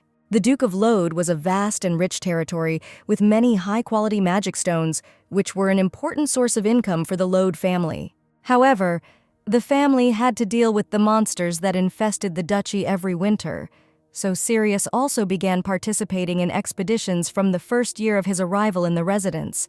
Punitive expeditions against monsters were on a different level than fighting individual monsters, so in order to see a clear example of the hunting process, the Duke ordered the child to follow the punitive squad. And of course, he did not miss the opportunity to proudly demonstrate his abilities. The intelligence that Sirius received that day was a simple mission, and after one of these missions, he was waiting for Elena near the door, who was about to leave. Elena said that she borrowed his hunting suit because she had nothing to wear, and she probably looked strange in his clothes. Elena was very happy and looked forward to their joint outing. After he met the girl, Sirius felt that something was wrong with him due to strange sensations. Recently, Elena said that she would like to wear not a dress, but an outfit that does not restrict movement, so he lent her his clothes. At that moment, everything was as usual, but after he saw her in her clothes, for some reason, he began to behave differently. He could not take his eyes off her, and his cheeks flushed with a burning blush. Elena was happy and very excited. She said that she didn't even remember the last time she went out somewhere like that.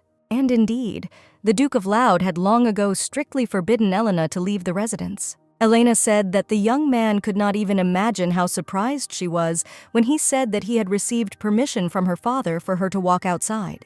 It seems that Elena herself did not know what the reason for her imprisonment was, but she hoped that she would someday receive an answer to her questions. But no matter how hard the Duke tried to pretend to be a loving father, Elena could not be deceived. It was good that Sirius was the first to put in a good word about her, but even he couldn't think that the Duke would actually agree. This question was not so important, and the most important thing is that Elena was now incredibly happy about her long-awaited trip.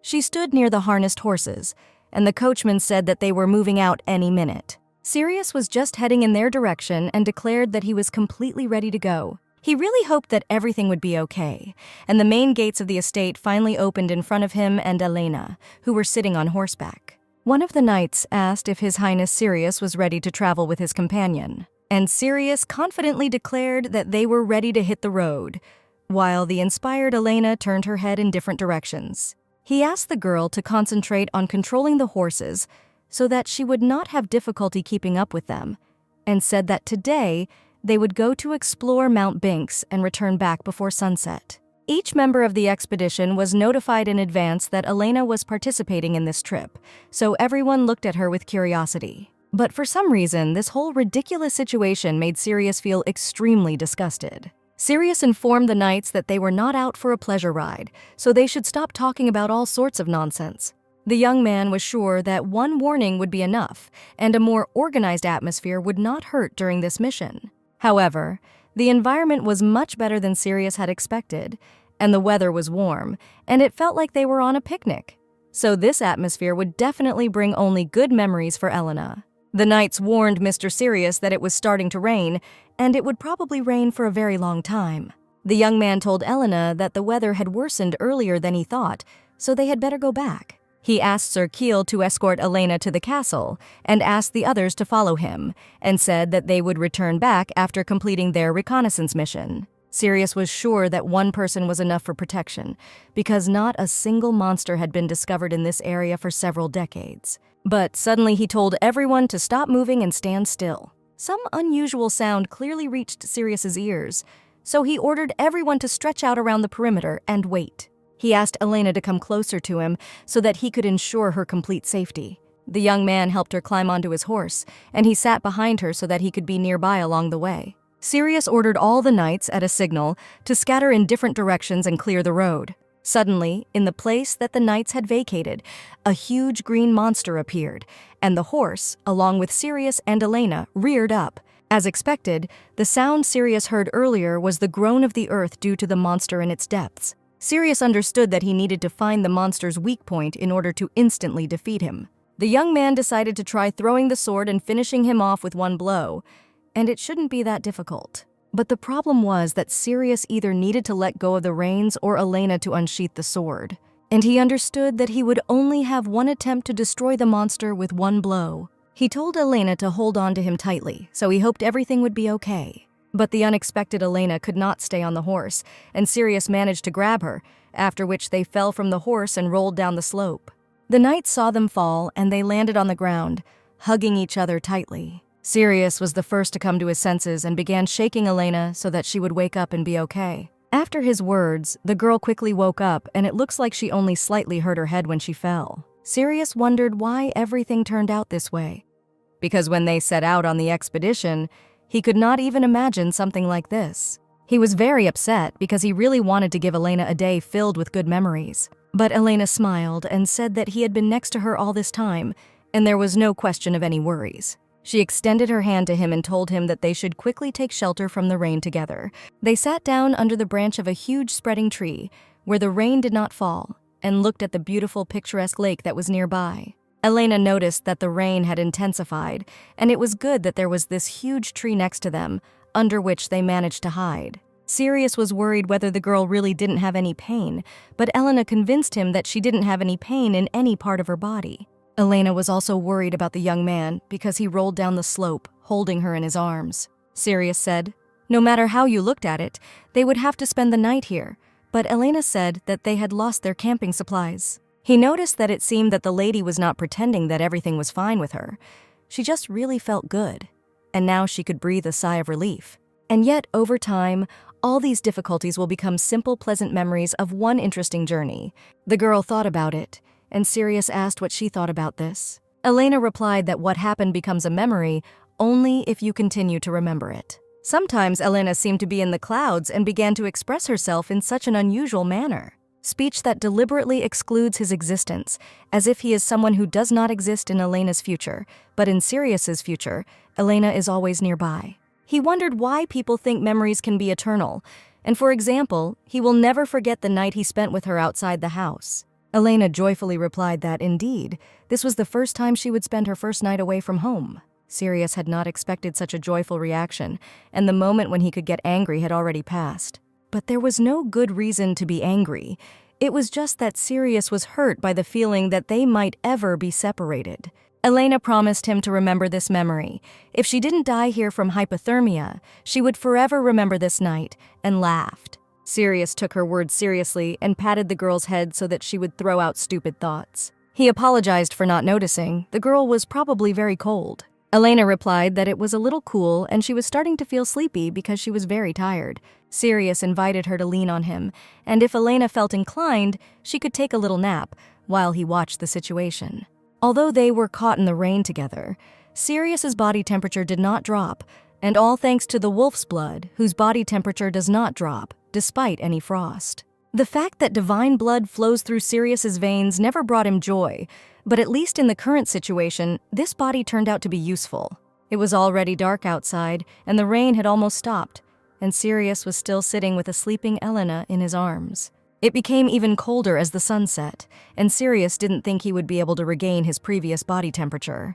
Therefore, the young man completely enclosed the girl in his tender embrace and should not allow the warmth to leave her body. After he hugged her tighter, his heart began to pound wildly in his chest. He couldn't understand anything, because there was nothing complicated in his actions, and he and Elena had often hugged before, but now he had completely different sensations. Therefore, in this situation, before Elena became even colder, he still had to muster up the courage to hug her. It seemed like it was the most banal procedure, but for some reason, Sirius was now terribly excited. Just as it had been in childhood, he could no longer hug Elena with pure friendly affection. The more he hugged her, the louder his heart beat, and it turned out that he had the strongest feelings for this girl. They grew up together, and at some point, Sirius could no longer hug Elena whenever he pleased. Until childhood, Elena was his only friend and the whole world for one little boy. At some point, Sirius thought that he would not be sorry to give her everything he had, and this was probably the end of that childhood affection, so he did not know at all what to do next. To be honest, Sirius did not expect an answer from her, because he had already decided everything, and Elena must accept his feelings at all costs. But he had no idea how to achieve this, and it would be difficult to implement his plans. The next day, Elena was in her room, racking her brains over what to do with Sirius. She was very upset and ready to cry because she was shocked by the fact that for several months she had not understood his behavior at all. Before that golden eye that could read emotions, no one had ever been free. But it was not that she did not see his emotions, but that she had failed in trying to understand them. And now, having been in various situations, Elena was able to draw a conclusion about the general emotional state of a person. Sirius was now experiencing a flurry of various emotions. His pure light emotions mixed with dark colors, anxiety, nervousness, and restlessness appeared. So Elena was able to conclude that these emotions were negative. And now it turns out that Sirius feels bad every time he sees Elena in front of him. The girl was very upset because she thought that he liked him at least a little. Elena didn't understand what she did wrong that night.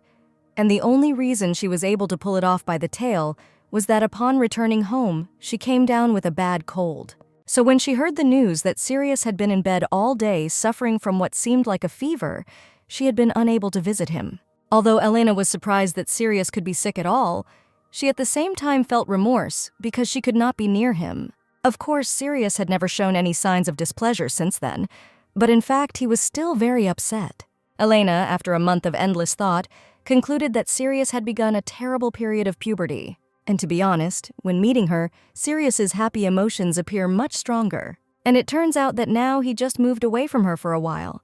And if she waits a little, soon everything will return to its place. Sirius may be a teenager, but Elena, as an adult soul, could behave in the same way. And this is not at all because Sirius is the main character, but because he is simply Elena's friend, with whom they have been together for many years.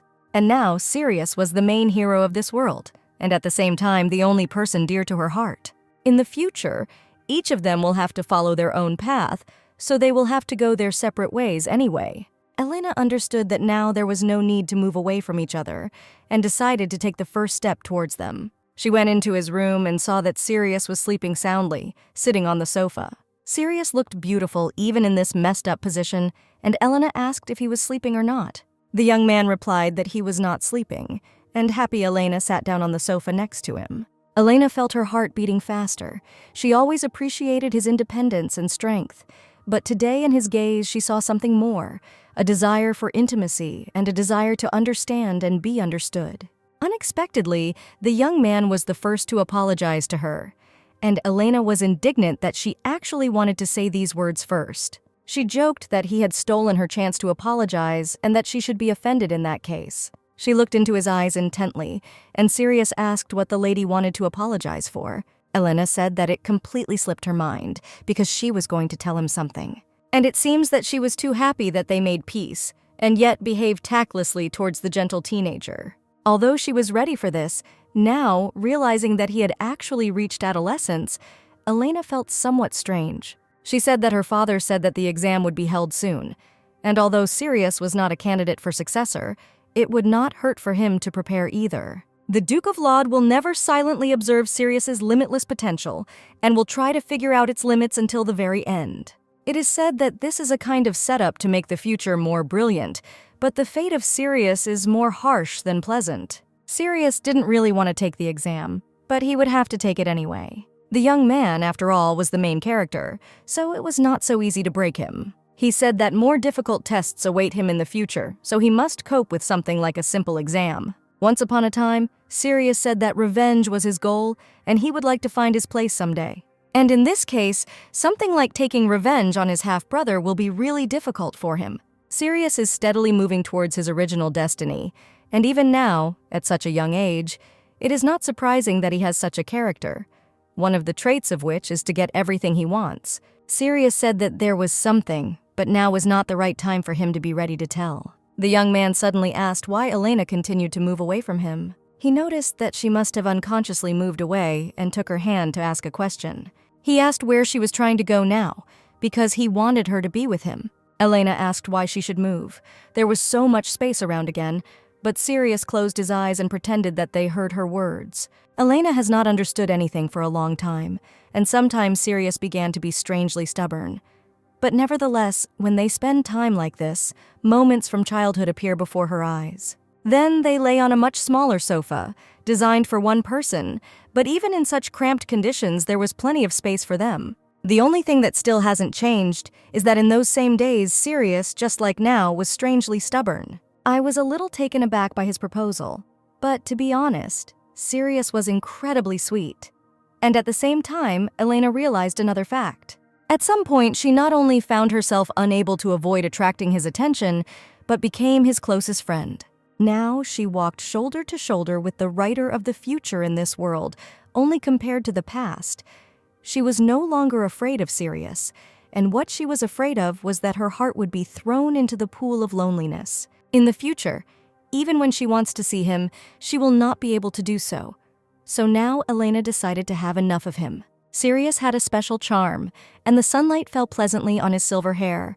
But unexpectedly, the young man asked if the girl liked his face, since she was looking at him so intently.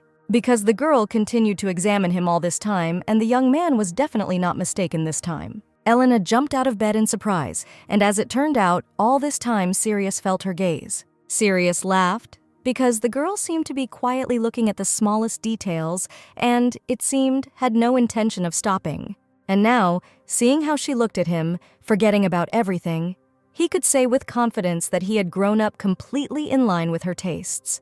The young man said that if he successfully passes the exam, he must ask Elena to fulfill one of his wishes. Elena thought, Sirius shouldn't wish for her to disappear from his life forever. Therefore, I asked what exactly he wanted, and Sirius said that if he told him, it would not be interesting. In addition to the joyful halo around Sirius, Elena also saw a very bright reflection of despair.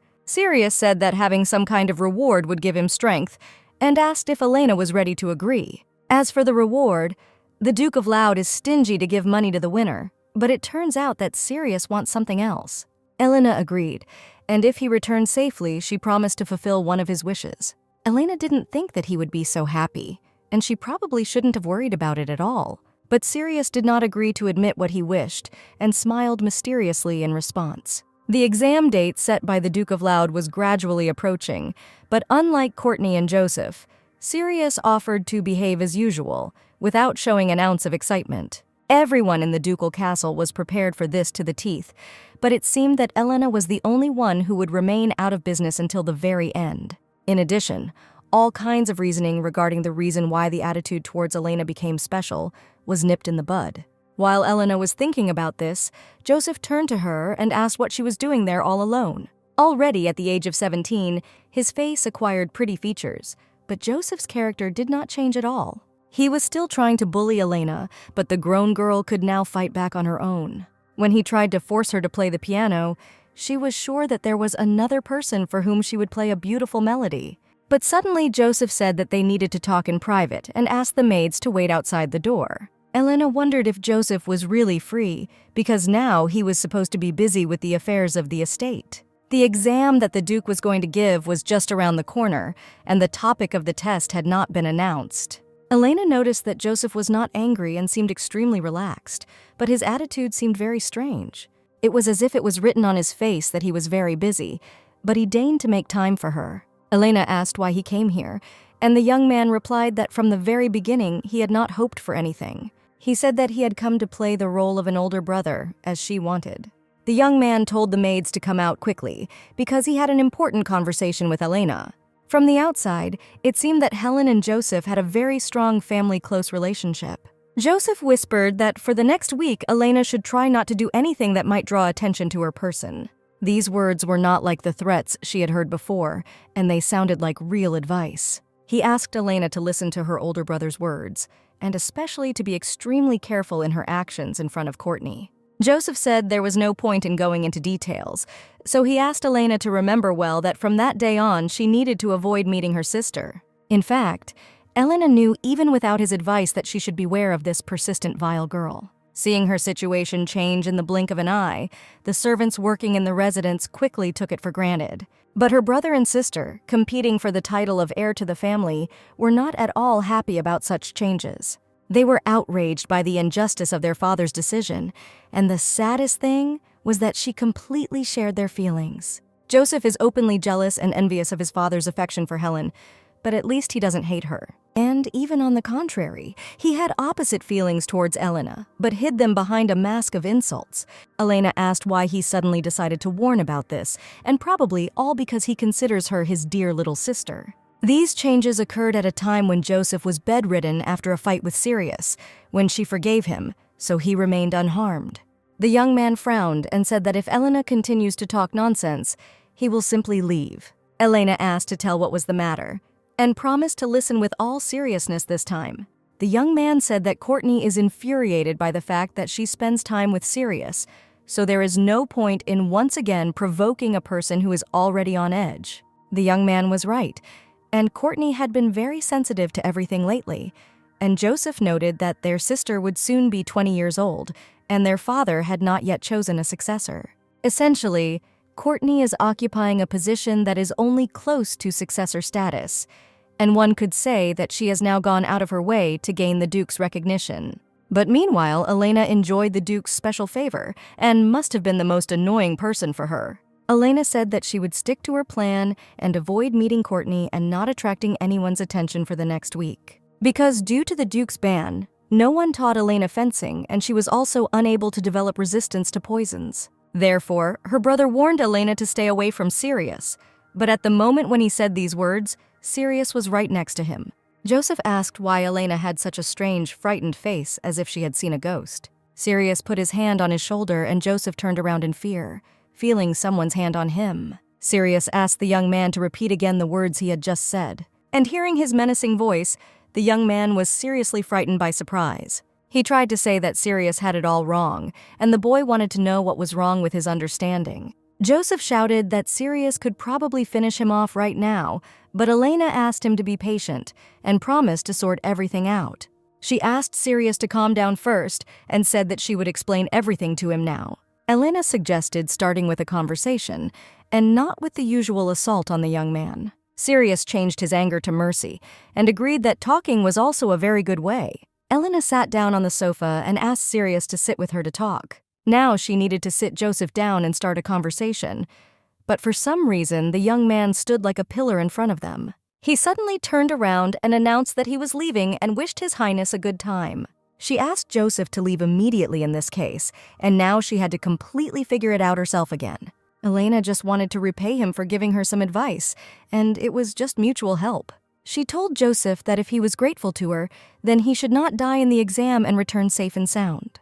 Elena wondered how many difficulties befell her because of one single idiot brother. To calm Sirius down, she had to throw him onto the sofa, but this time the young man reacted more calmly than she thought.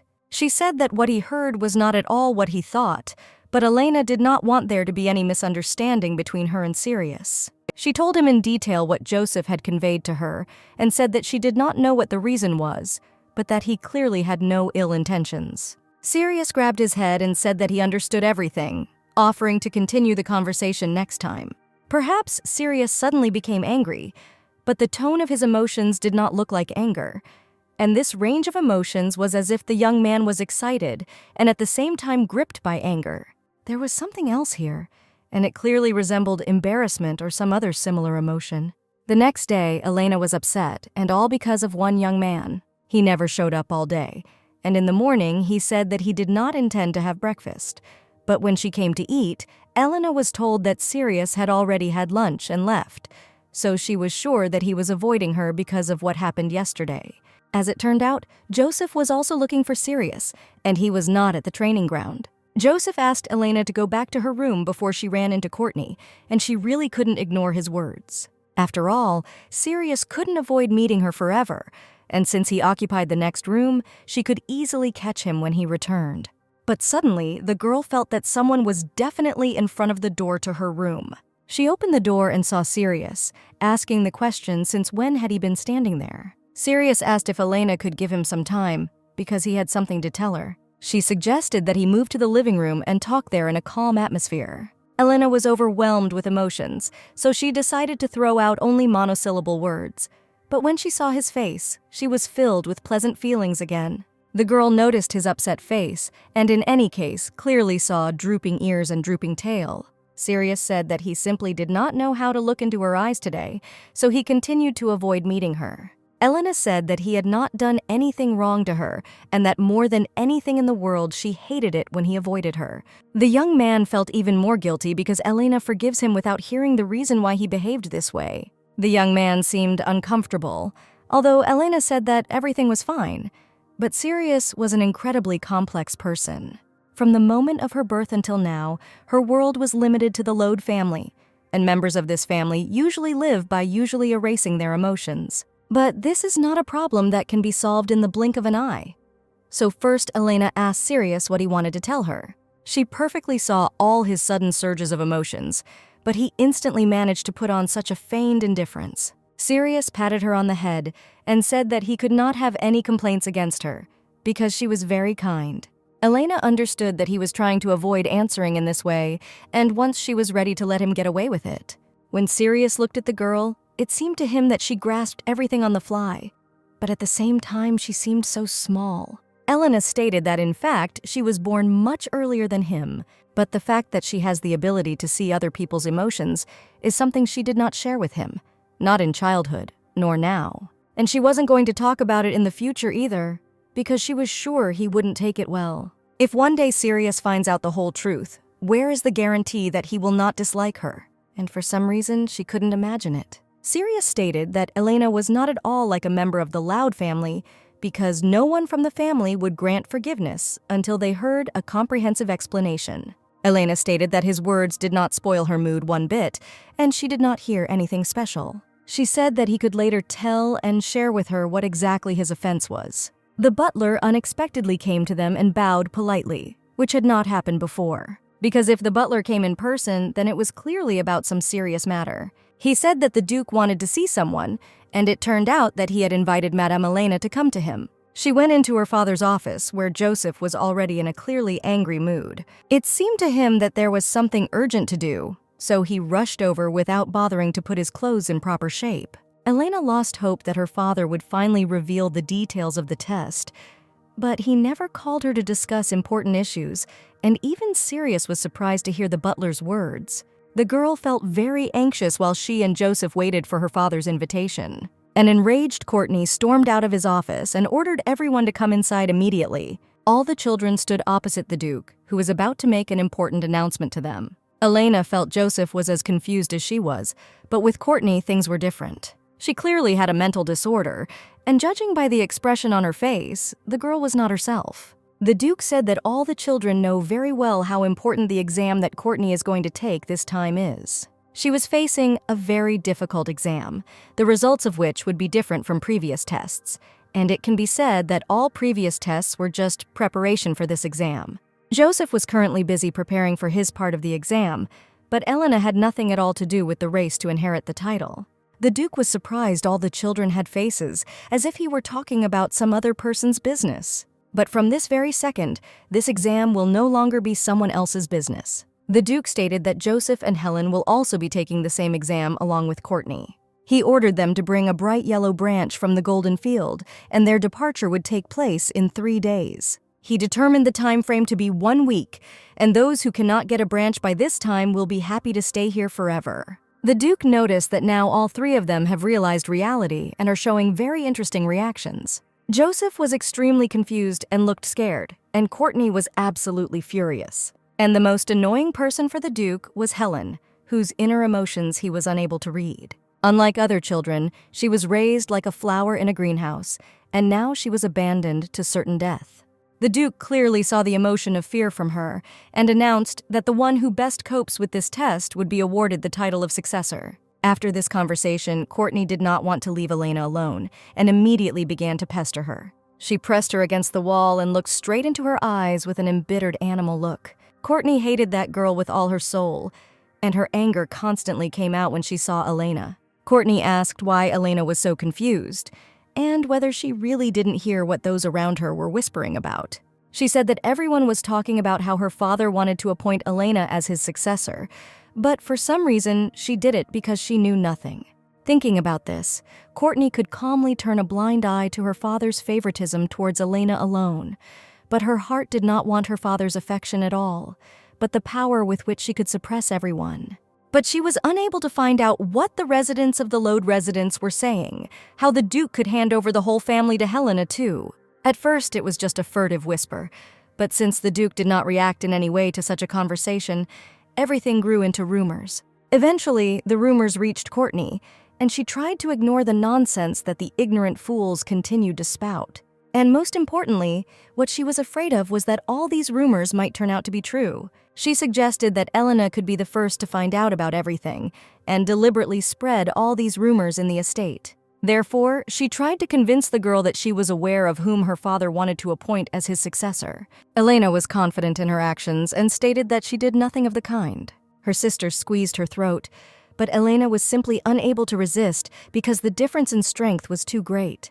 The girl stated that it all started in childhood, when she stuck to Sirius like a leech, and probably seeks to benefit from him. She was sure that it was because of this Sirius Hyperion that her whole happy life had spoiled. And it was precisely because Elena fell into Sirius's soul that she, who was a nobody, got the chance to stand at the top of the family. Sirius was still just a child when he first arrived at the Lode residence, and it was very easy to take a seat next to him at that moment. And Courtney was sure that if Elena had not existed, she would have had every chance of becoming a successor. So she tried to understand what was so wonderful about Elena. But my sister was even more angry because Elena did not answer any of her questions. Elena managed to get out of her hands, and now she bought time by using the trick that Sirius showed her. But Elena understood that Courtney would soon follow her and grab her, so while she tried to run even faster, she did not notice how she tripped.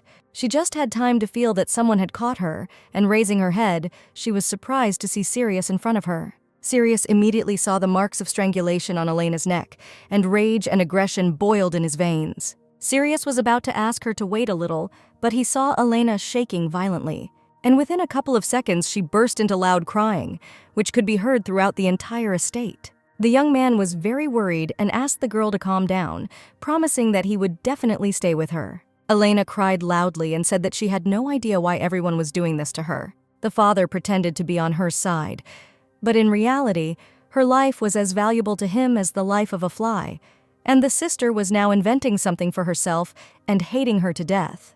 What she hated most was this residence, where everyone became so strange. Elena really couldn't stand this place and really wanted to finally get out of here. After a while, she calmed down a little, and all this time Sirius was next to her. Although Sirius ran as fast as he could when he heard that Courtney had dragged Elena along with her, he was still late. But now it was too late to regret what happened, and the most important thing is to make sure that this never happens again. He promised Elena that he would arrange everything so that not even Courtney's shadow could flash near her. A little earlier, Elena told Sirius the reason why her father called her along with her brother and sister. He told them all to go to the Golden Field and bring back a bright yellow branch, and this would be the task for the exam. Elena was sure that for her this was the same as a death sentence, and she told Sirius about her experiences. The Golden Field was the name of the area in the western part of the Laud residence, and the bright yellow branches can only be found there, and it can be safely said that this is the place with the richest vein of magic ore in the entire family's domain. And in the center of this golden field, there are bright yellow trees. Because the branches of this tree grow only here, there are many who want to get them, and it is difficult to feel safe in this place, all because of the ferocious onslaught of monsters. Helen was very afraid that the Duke of Laud was going to send her to such a dangerous place. She told Sirius that she didn't understand how her father could voice such an exam because she really couldn't do anything. Sirius asked her why she thought that, since there were many things she was good at. He recalled that the tutors who came to the residence always praised Elena and said that she had excellent skills and that she grasped everything on the fly. And there is definitely something in which she has no equal, and at the same time, this is the most important thing now, she is always next to Sirius and does an excellent job with it. So he assured her that for now she should just do what she does best. He asked the girl not to worry and never talk like that again. 3 days ago, Sirius stood in the Duke's office and heard the news that he would not take the exam to inherit the title. The Duke said that the young man was asking about something so obvious, and he had no reason to participate in the test because he was not a descendant of the family. But he also noted that Sirius did not have to be related to the same family to become a member of the Laud family. He asked the boy not to make a fool of himself and asked that he probably wanted to get Elena. Sirius canceled.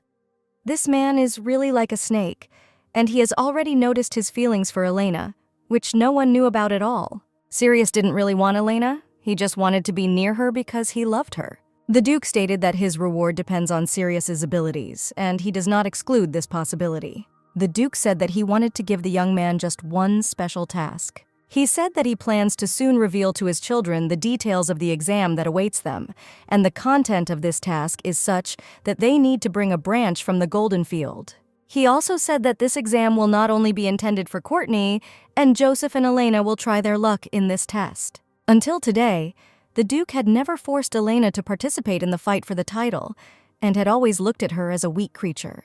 And on the Golden Field, which is teeming with bloodthirsty monsters, Elena will never survive. Obviously, Sirius could not send Elena alone to such a difficult and dangerous place. The Duke ordered him to tell Helen that he would follow her as if it were his own will. The man stated that there was a jewel that long ago belonged to the Laud family, but was missing, and Sirius should find it in the Golden Field and bring it.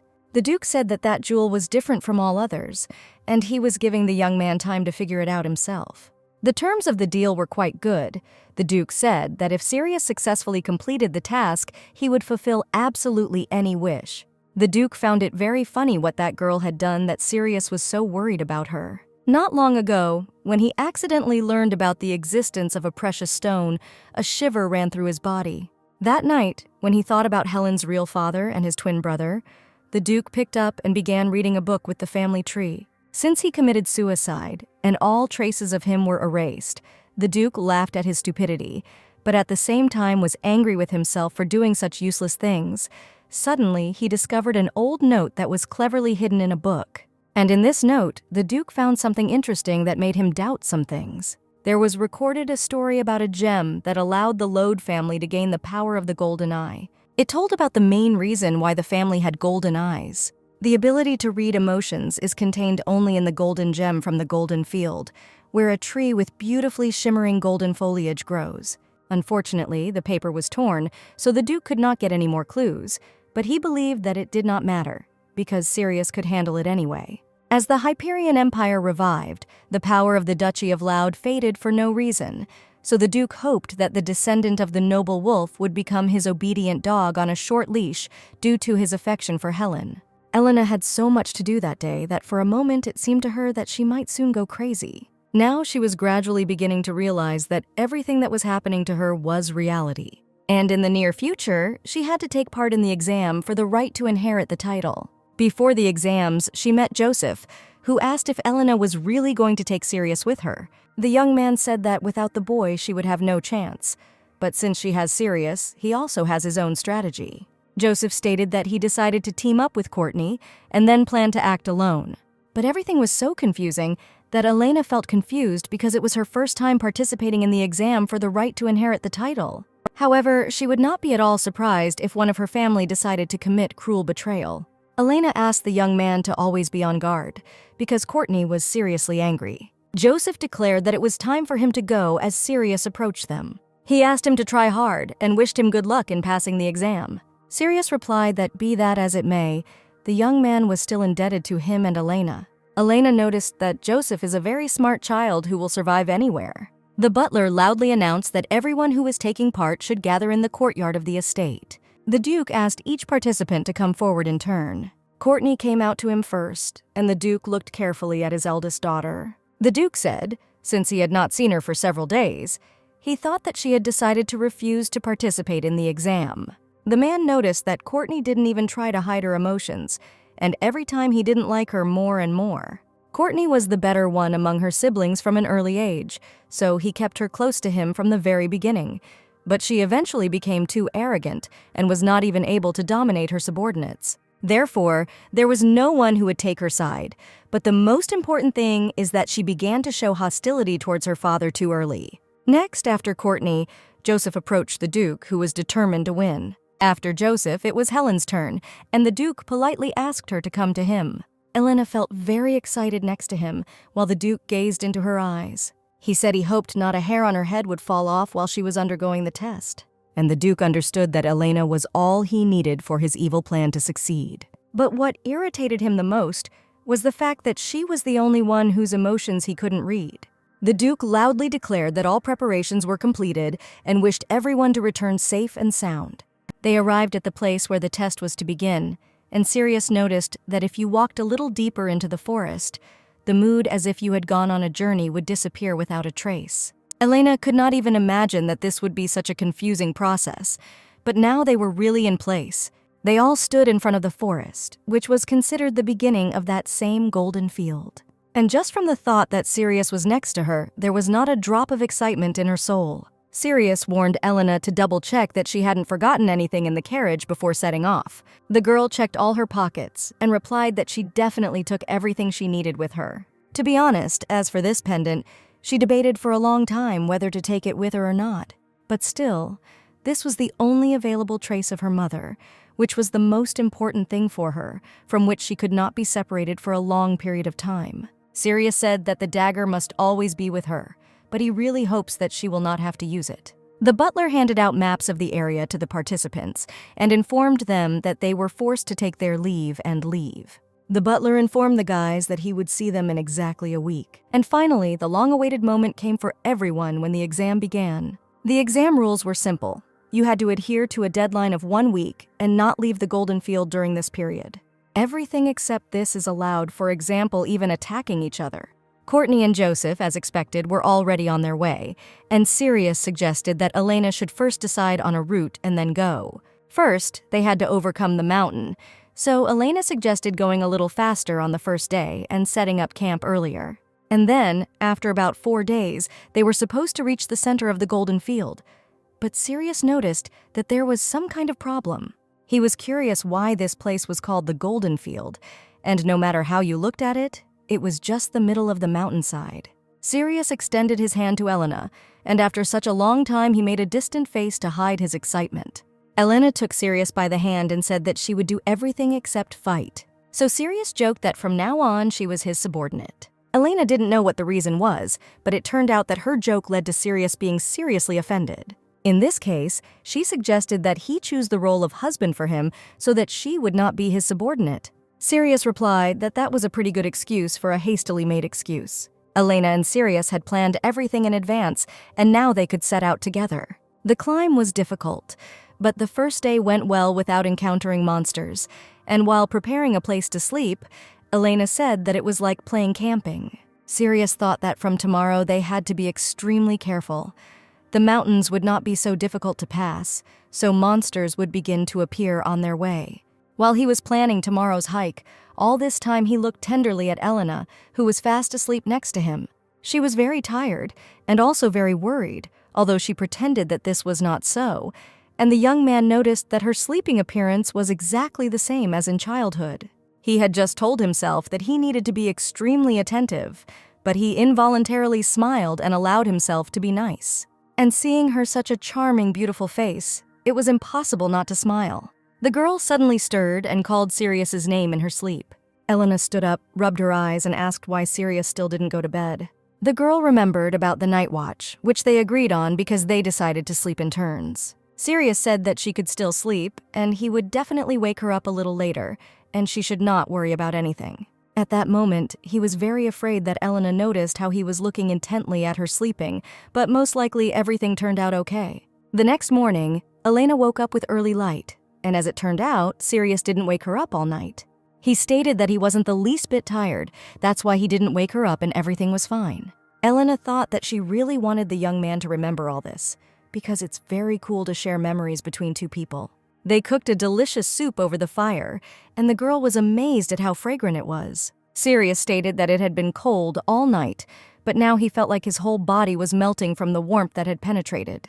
And it is completely unknown what they will have to face from this moment on in the campaign. Elena turned to Sirius and said that she had been thinking about something in her spare time. Although they had mapped out a rough route, she thought that just following it was a little risky, and it would be better to climb a tall tree and look around before setting out. Sirius thought this was a great idea and agreed to do exactly as the girl suggested. As a child, Sirius taught her to climb trees because he had no choice at that moment, and the girl cried loudly.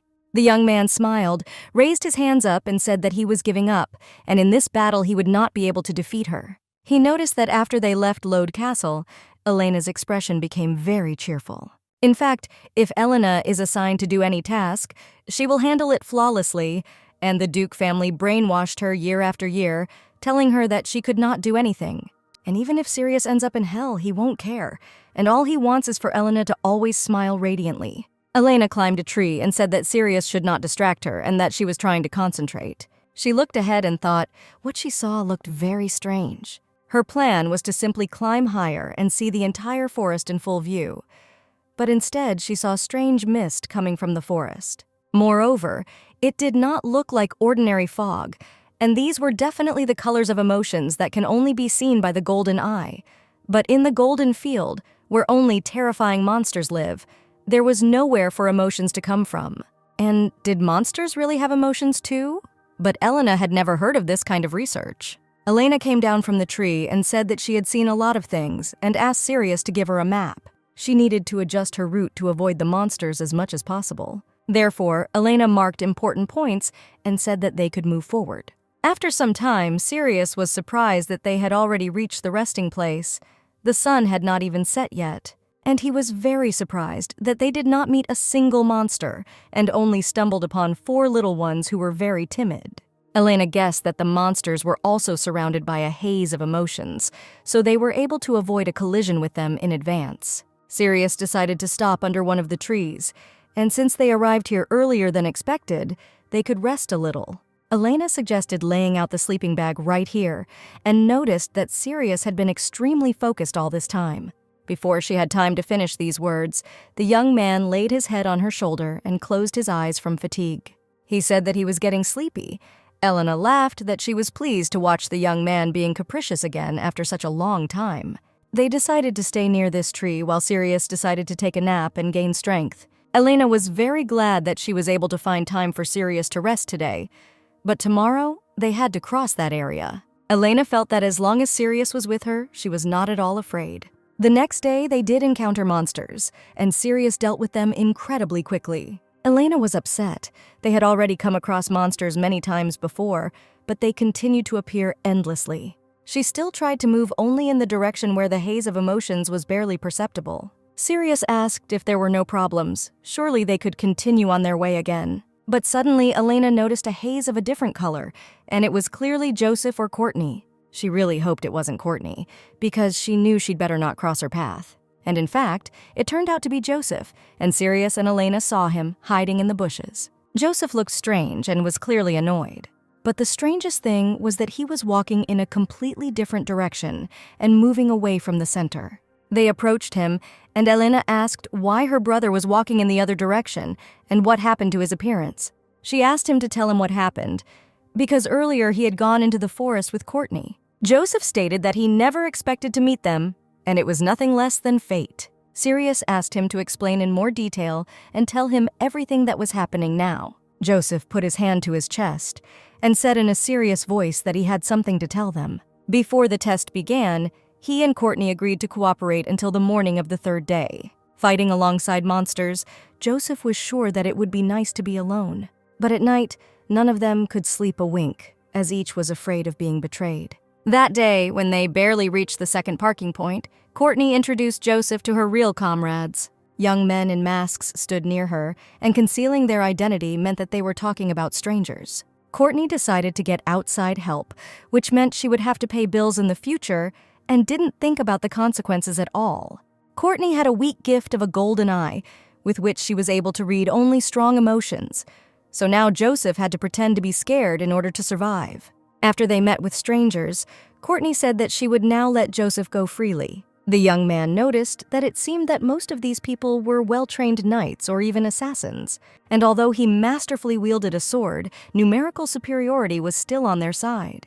Therefore, Joseph congratulated Courtney in advance that upon her return, she would definitely officially become the successor of the Lode family. Joseph had to play her games, so he promised to stay by her side until the very end. But as soon as he heard what their plan was, he went in search of His Highness to tell everything. Their code name was a phrase that meant hunting a fake wolf. Joseph said that Courtney and her gang are going to take the life of Mr. Sirius in this exam.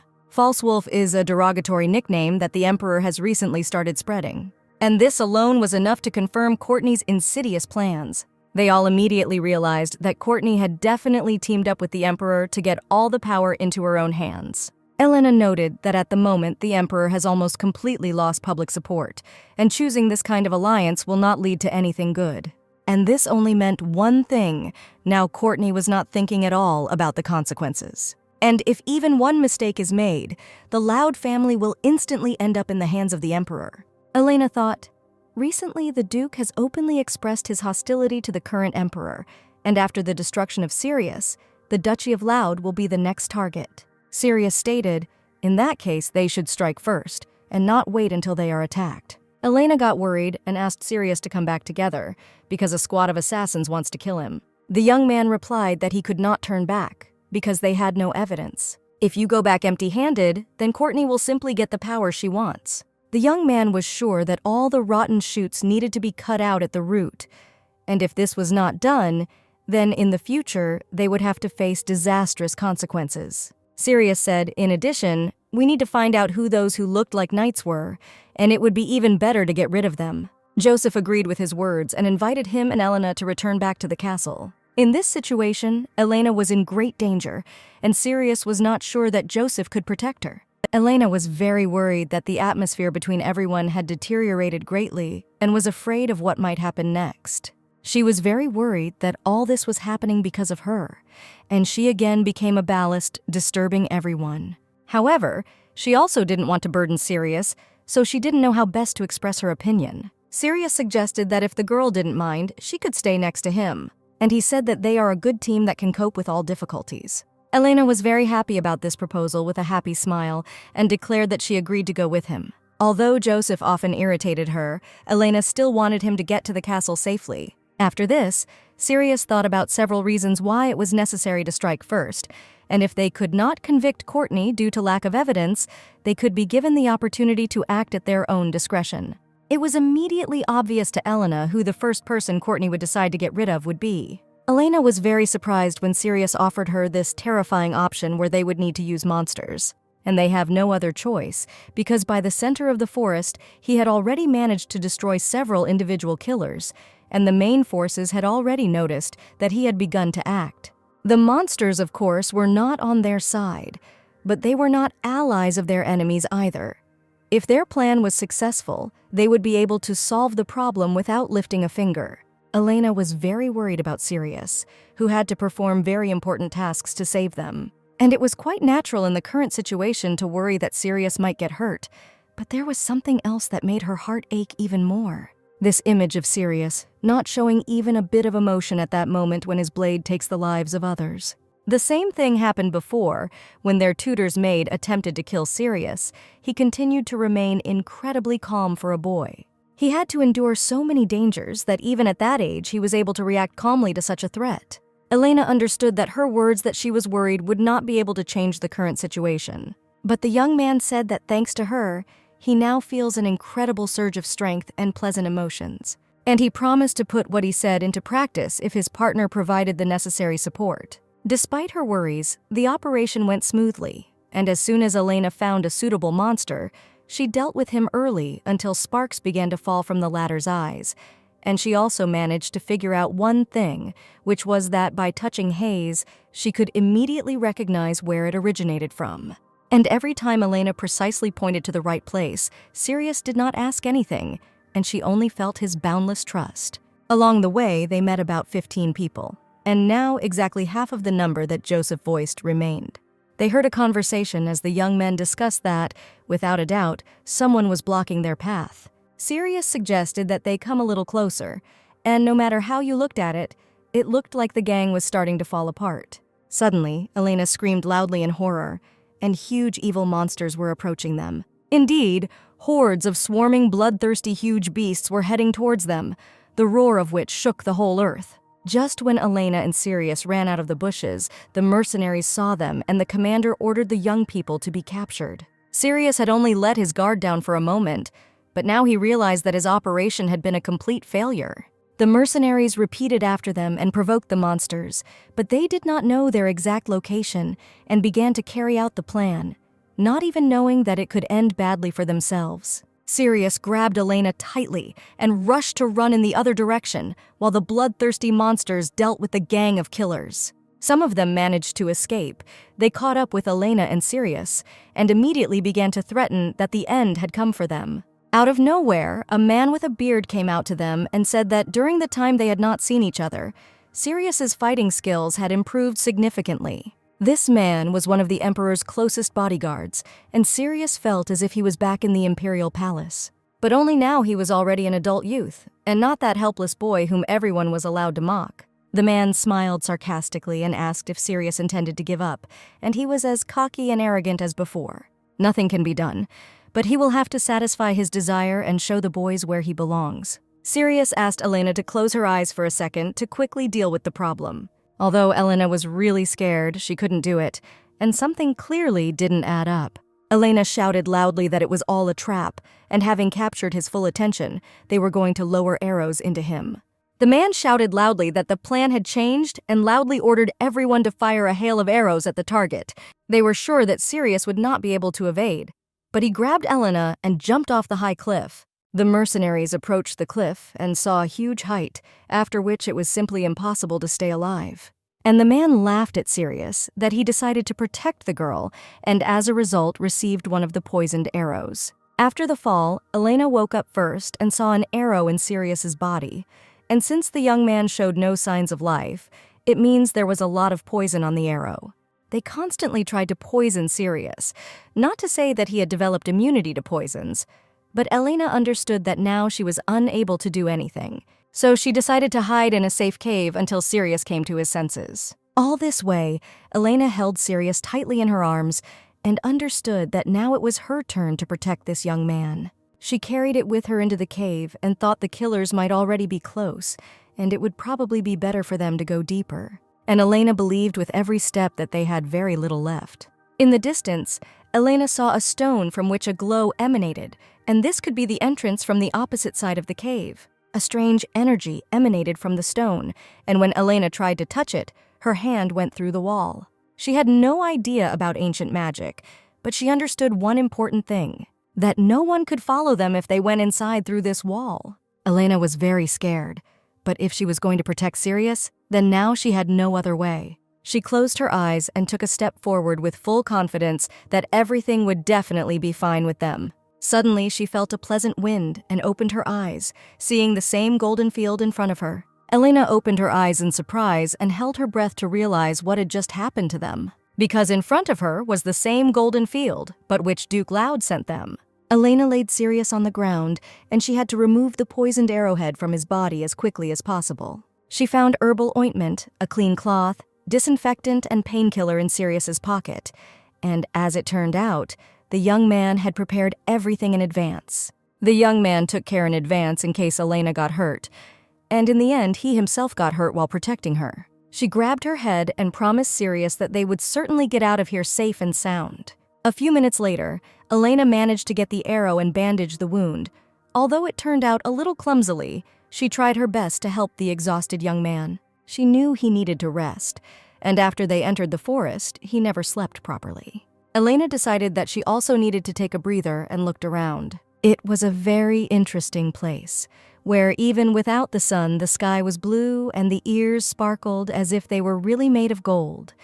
And in the middle, there was a tree that seemed to be waving its branches, inviting you to come closer. Without magic, such a place would definitely not have been created, and Elena approached this huge tree with interest. She looked at a tree that looked like it actually understood human speech. If you look closely, amber tears protruded from the tree, which were its precious resin. Elena thought, someone must have damaged this tree to get this amazing resin. She became very curious about what the resin tasted like, and she put a small piece in her mouth. It was strange, but the moment she saw the amber tear, her heart beat like crazy, so she subconsciously popped it into her mouth and felt the urge to eat even more. And probably everyone wanted to taste these amber tears seeping through the bark, but Elena said that she did not want to cause pain to this tree. She returned to Sirius and lay down next to him, having no idea where the exit was, so she could only protect him if she was next to him. Elena's eyes were drooping, and she decided to take a little nap while she could. She woke up to hear someone talking about poisoned arrows and Sirius. Elena jumped because it was Courtney's voice as she dealt with one of her mercenaries. Elena did not know how they moved here from the Golden Field, but she understood that they should not be detected. As it turned out, Courtney was standing with the very man who was going to attack Sirius. In this conversation, he warned Courtney that the Emperor was behind him, and the lady was the one who needed His Majesty's help. The girl turned away and menacingly declared that she had heard his words and wanted to ask what he now intended to do after the mistake. Elena felt strange emotions, as if a feeling of murderous intent was intertwined with a feeling of confusion. She looked at Sirius and understood that they should not find them at least until that moment, until he came to his senses. Courtney screamed loudly that she would deal with the girl herself, and she first needed to find out where she was hiding. Suddenly, they felt a terrible pain that went through the entire head with sharp knives. At that moment, a large black clot of energy formed in Elena's hands. She was surprised that the light of confusion grew with itself. But everything was different and happened exactly as she wanted, and she noticed that he changed depending on her wishes. In this case, she could easily control the emotions and feelings at which it was directed. Therefore, the man felt strong aggression and attacked his ally Courtney with a dagger. She continued to manipulate their emotions and intended to pit them against each other. And so, all this time they fought with daggers, and each of them wanted to brutally deal with his opponent. Elena was shocked that now she had just been able to control the emotions of strangers and ordered them to do as she wanted. And it turns out that using the gift of the golden eye, she could control the emotions of other people, which means that in order to take full advantage of this ability, she must practice more. At that moment, Sirius suddenly woke up and said Elena's name, staring at the frightened girl. He asked why she was crying. and after these words, she rushed to hug the young man who had finally woken up. Elena cried with joy that she could hug him again and hear his voice, which, it seemed, she had not heard for 1,000 years. All this time, Elena was very afraid that Sirius had been poisoned by an arrow and would never open his eyes again. And she really didn't want to go through this experience twice, and now she was just happy that he woke up. After some time, they set out again, and Sirius intended to go out and kill all the mercenaries. And among them there is someone here whom he must certainly eliminate, and Elena suggested that this is the man named Charon. Sirius reported that this knight was highly valued by the Emperor and was a key figure in the government. Sir Charon was an outstanding strategist, so if you let him develop a plan, he will attack them again. Therefore, Sirius no longer wanted to risk Elena's safety because she would get hit just because she was near him. So now he needed to warn the Emperor and win the trust of the Duke of Loud. And to do this, he needed to destroy all the enemies present here. And until Elena was completely under his protection, this was the only way out for her safety. Elena agreed with everything Sirius intended to do because she understood he wanted to protect her. Although she agreed to his plan, she promised that she would not let him go anywhere else alone. At that moment, the mercenaries were looking for them, who had climbed all the bushes until now and could not understand where they had hidden. Sirius caught the best moment to attack, and with one lightning strike struck one of the mercenaries. It was a surprise attack that Sirius had planned very carefully and was successful. Before this, he asked Elena to sit on the tree until the end of the battle, tightly closing her eyes. Elena did not stand aside and decided to use her power so that the killers who were pursuing them would deal with each other. Charon did not expect that everything would happen like this, and what he saw was pure nonsense. He saw Sirius alive and unharmed, although he was sure that he had been wounded by a poisoned arrow, but at the same time, he was moving with incredible speed right now. And surely the rumors that Sirius was born with divine blood are probably not lies. If those rumors are true, then he will probably pay for all the stupid things he just did. Sirius caught the right moments to strike the man, asking him not to be distracted by anything during the fight. After a few moments, it was finally over, and none of the mercenaries were left alive. Until now, Elena had only seen the Sirius who hunts monsters, but not the madman who kills people, so he asked her to close her eyes. But he doubted that she did exactly as he told her before the fight began. The young man was very worried about what he would do if, after everything that had happened, Elena began to despise him, and therefore, even he considered himself a bloodthirsty monster who was unworthy of human love. Sirius felt completely confused and did not understand what he should have done. He suddenly heard Elena's voice, who asked if he was done with his suffering. He raised his head and saw a girl sitting on a tree with her eyes closed, who asked whether she should wait a little longer or if she could open her eyes already. But it seems that Elena was only pretending that she didn't see anything at all. The young man did not know what to think and was very excited while Elena shouted something to him. He said that everything was already over, but she shouldn't open her eyes yet. At the moment when he dealt with the assassin who had infiltrated under the guise of a maid, Sirius was worried that Elena would begin to fear him. But that day, she only confessed her gratitude to him that the young man had helped save her life and was protecting her. These words made his divine gift pale in comparison to the strength she showed to protect him. And it turns out that to this day, she only tried to protect Sirius with all her might. The young man took her hand in his and said that now she could finally open her eyes. He smiled and asked her to finally go home together because it was all over. After everything that happened, they and Joseph were heading to the estate after a week of testing. Elena looked very tired, while Sirius looked warily at Joseph sitting opposite her. Elena lay down on Sirius's lap to take a nap, and Joseph stated that it would be better if they rode in separate carriages. Before this, Joseph had come across them after defeating Courtney's gang, and couldn't believe that Sirius remained so calm after everything that had happened. Joseph told everyone that he wanted to get some air because it would be great outside on this cool night. Elena asked him to take a blanket with him so that he would not freeze and catch a cold. Joseph took it anyway, but still continued to behave like a child and said that the girl should not expect any gratitude from him. Sirius was even surprised that Elena was the older sister of such a disgusting boy. But still, Joseph came to warn them that Courtney was preparing an attack. Suddenly, Sirius noticed that there was something on Elena's clothes, and he took out a golden petal from her hood. He remembered the secret task that the Duke had given him when he would go to the Golden Field and find a gem that belonged to the family. It's not that he forgot about it. It's just that an unforeseen incident occurred and his priorities changed dramatically. Sirius had to ensure Elena's safety and stop Courtney's plan, and fulfilling that task was not as important in comparison. He could have tried to search on the way back, but Elena's strength was then almost exhausted, and he thought that he had lost the reward promised by the Duke. Sirius told Elena that there were no insects on her and that there was something more interesting. He showed her the gold leaf and told her that it was stuck in her hood from the gold field. She said that when she was lost, she accidentally stumbled upon this very place, which looked like it was difficult to forget. Although the Duke said that no one should know about it, as expected, Sirius could not tell her in advance. But now he admitted that the Duke had not completely excluded him from this test, and he simply had to participate in the test to determine the successor of the clan, and the leaf that fell into her hood was his task.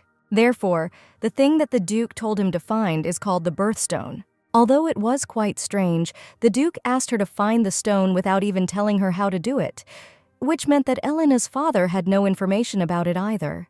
Or he just didn't want Sirius to know anything about this stone, Elena joked. Surely if Sirius knew too much, his father would immediately be able to catch him using his abilities.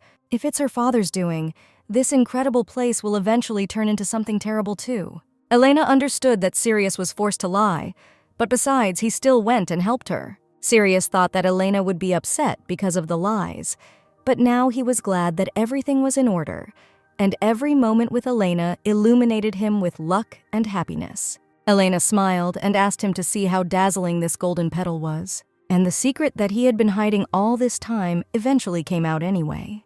The young man looked carefully at Elena's face and touched her cheeks, which were burning with intense heat.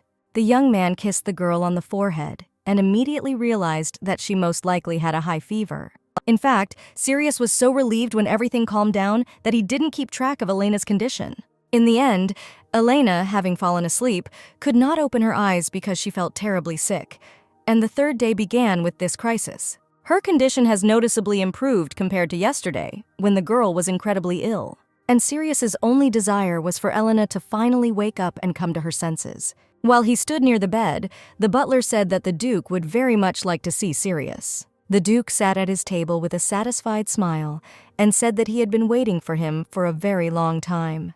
2 days ago, as soon as news of Courtney reached the Duke, he left the estate, accompanied by several close aides, and Courtney, who never returned, was branded a traitor. The Duke reported that he managed to find out how Courtney contacted the Emperor, and it seems that she did this through Karen, who was in the Loud Mansion. He always suspected that they had an informant, but he never expected that it would be the Emperor's right hand.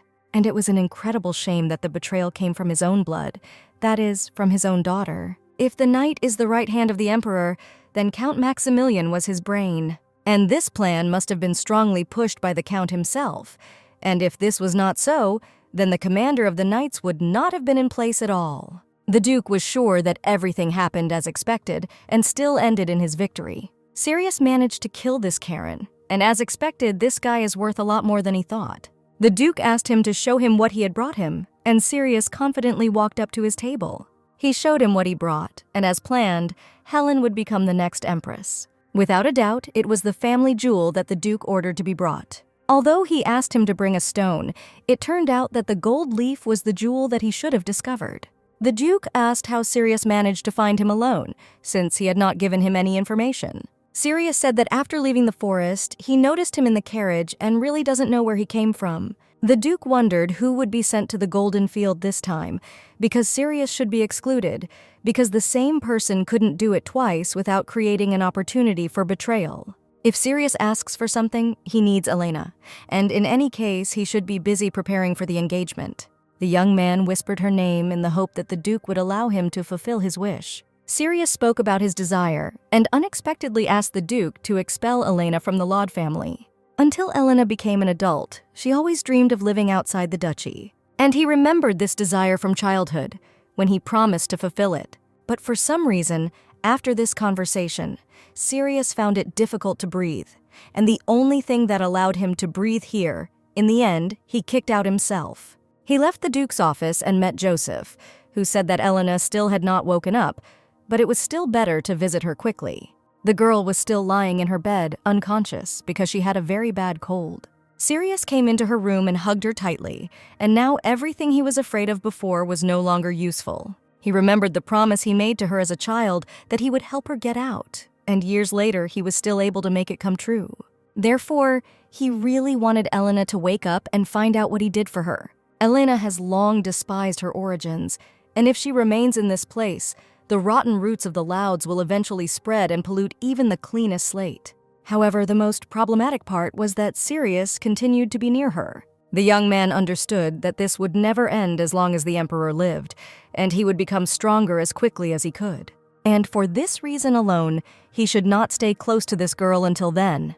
A few hours later, Elena finally opened her eyes and woke up, feeling much lighter after sleep. She had a clear feeling that Sirius was visiting her while she was sleeping, and yet, contrary to her expectations, there was a strange atmosphere in the mansion, and her father congratulated her on becoming the next successor, but at the same time stated that will not announce this to the public. The doctor left the mansion, wishing her a speedy recovery, and the maid said they would help pack all her things. Elena felt as if she was about to leave somewhere, but the most alarming thing was that Sirius began to avoid her, and with this ignorance and loneliness, everything mixed up into one heap, which was difficult to sort out.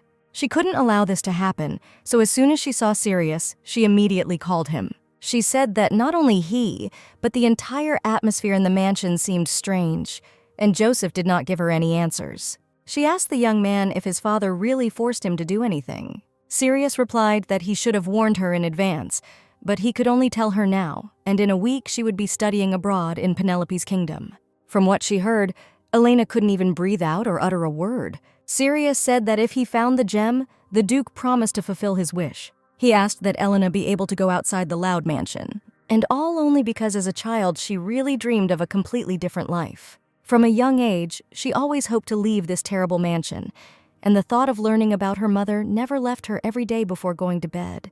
But now she did not feel happy at all, and it was far from the Louds, and this meant that after this decision, they could not be together. Elena called him stupid and with tears began to beat the young man on the chest, indignant at why he did this. She cried bitterly and said that he should have made a wish for himself. Obviously, back then, she couldn't even imagine Sirius being by her side, so it was quite normal for her to leave him whenever she wanted, or so she thought. And now, more than ever, she did not want to leave this place that had connected them all these years.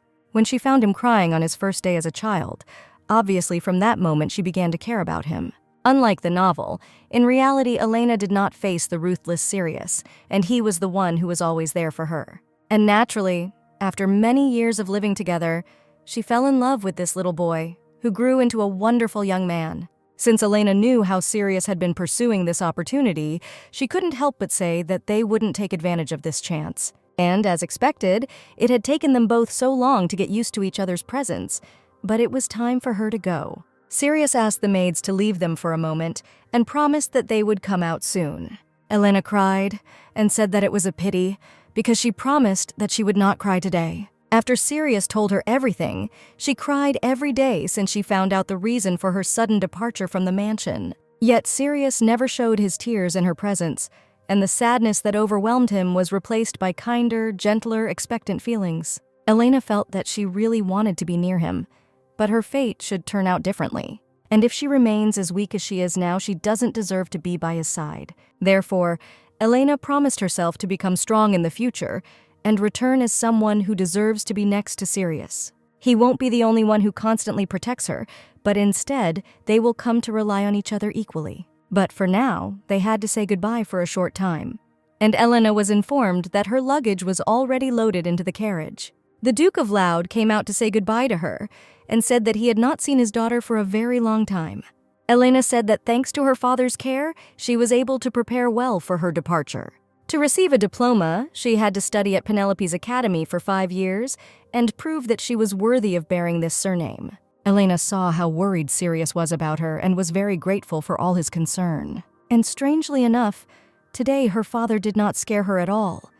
And now every piece of these moments was so tiny and at the same time precious, so no fear could interrupt this precious moment. Suddenly, Elena heard Joseph's voice, who also decided to accompany her and wish her a happy journey. She smiled when she saw how worried the young man was and asked her brother to be careful. Elena said that she is grateful to him, and he is still her beloved older brother. She took Sirius's hands and said that she would soon have to hit the road. Elena looked very happy, even though she would have to part with her lover for a while. But they understood that they parted only to meet again, and Sirius promised to wait for her. All this time they held hands, and that exciting moment came when their hands had to separate. Elena got into the carriage and sadly thought that the moment had come when she was finally leaving the Duchy of Lude. And now that she thought about it, she understood that she would be there alone, and it seemed to her that she was about to cry again. Suddenly, Sirius came to the carriage window, and she asked if something had happened. The young man said that he wanted to remind her that last time he asked the lady to fulfill one wish. Elena shouted that he could ask for anything, and Sirius was very happy to hear these words. His desire turned out to be quite modest, and he just asked Elena not to forget about him while she was at the academy. And even while there, she can always consider him her first and most faithful dear friend. Elena shouted that he shouldn't talk nonsense and she would never forget about him. The girl burst into tears and said that she would write a letter as soon as she arrived, so Sirius should tell her about his new wish next time. Hearing this, Elena didn't know what expression Sirius had, and he was already far away. But tears of separation did not stop flowing down her face. She only saw a blurry image of Sirius's face, blurred by her tears, and she would have acted completely differently if I would have known that this was their last meeting.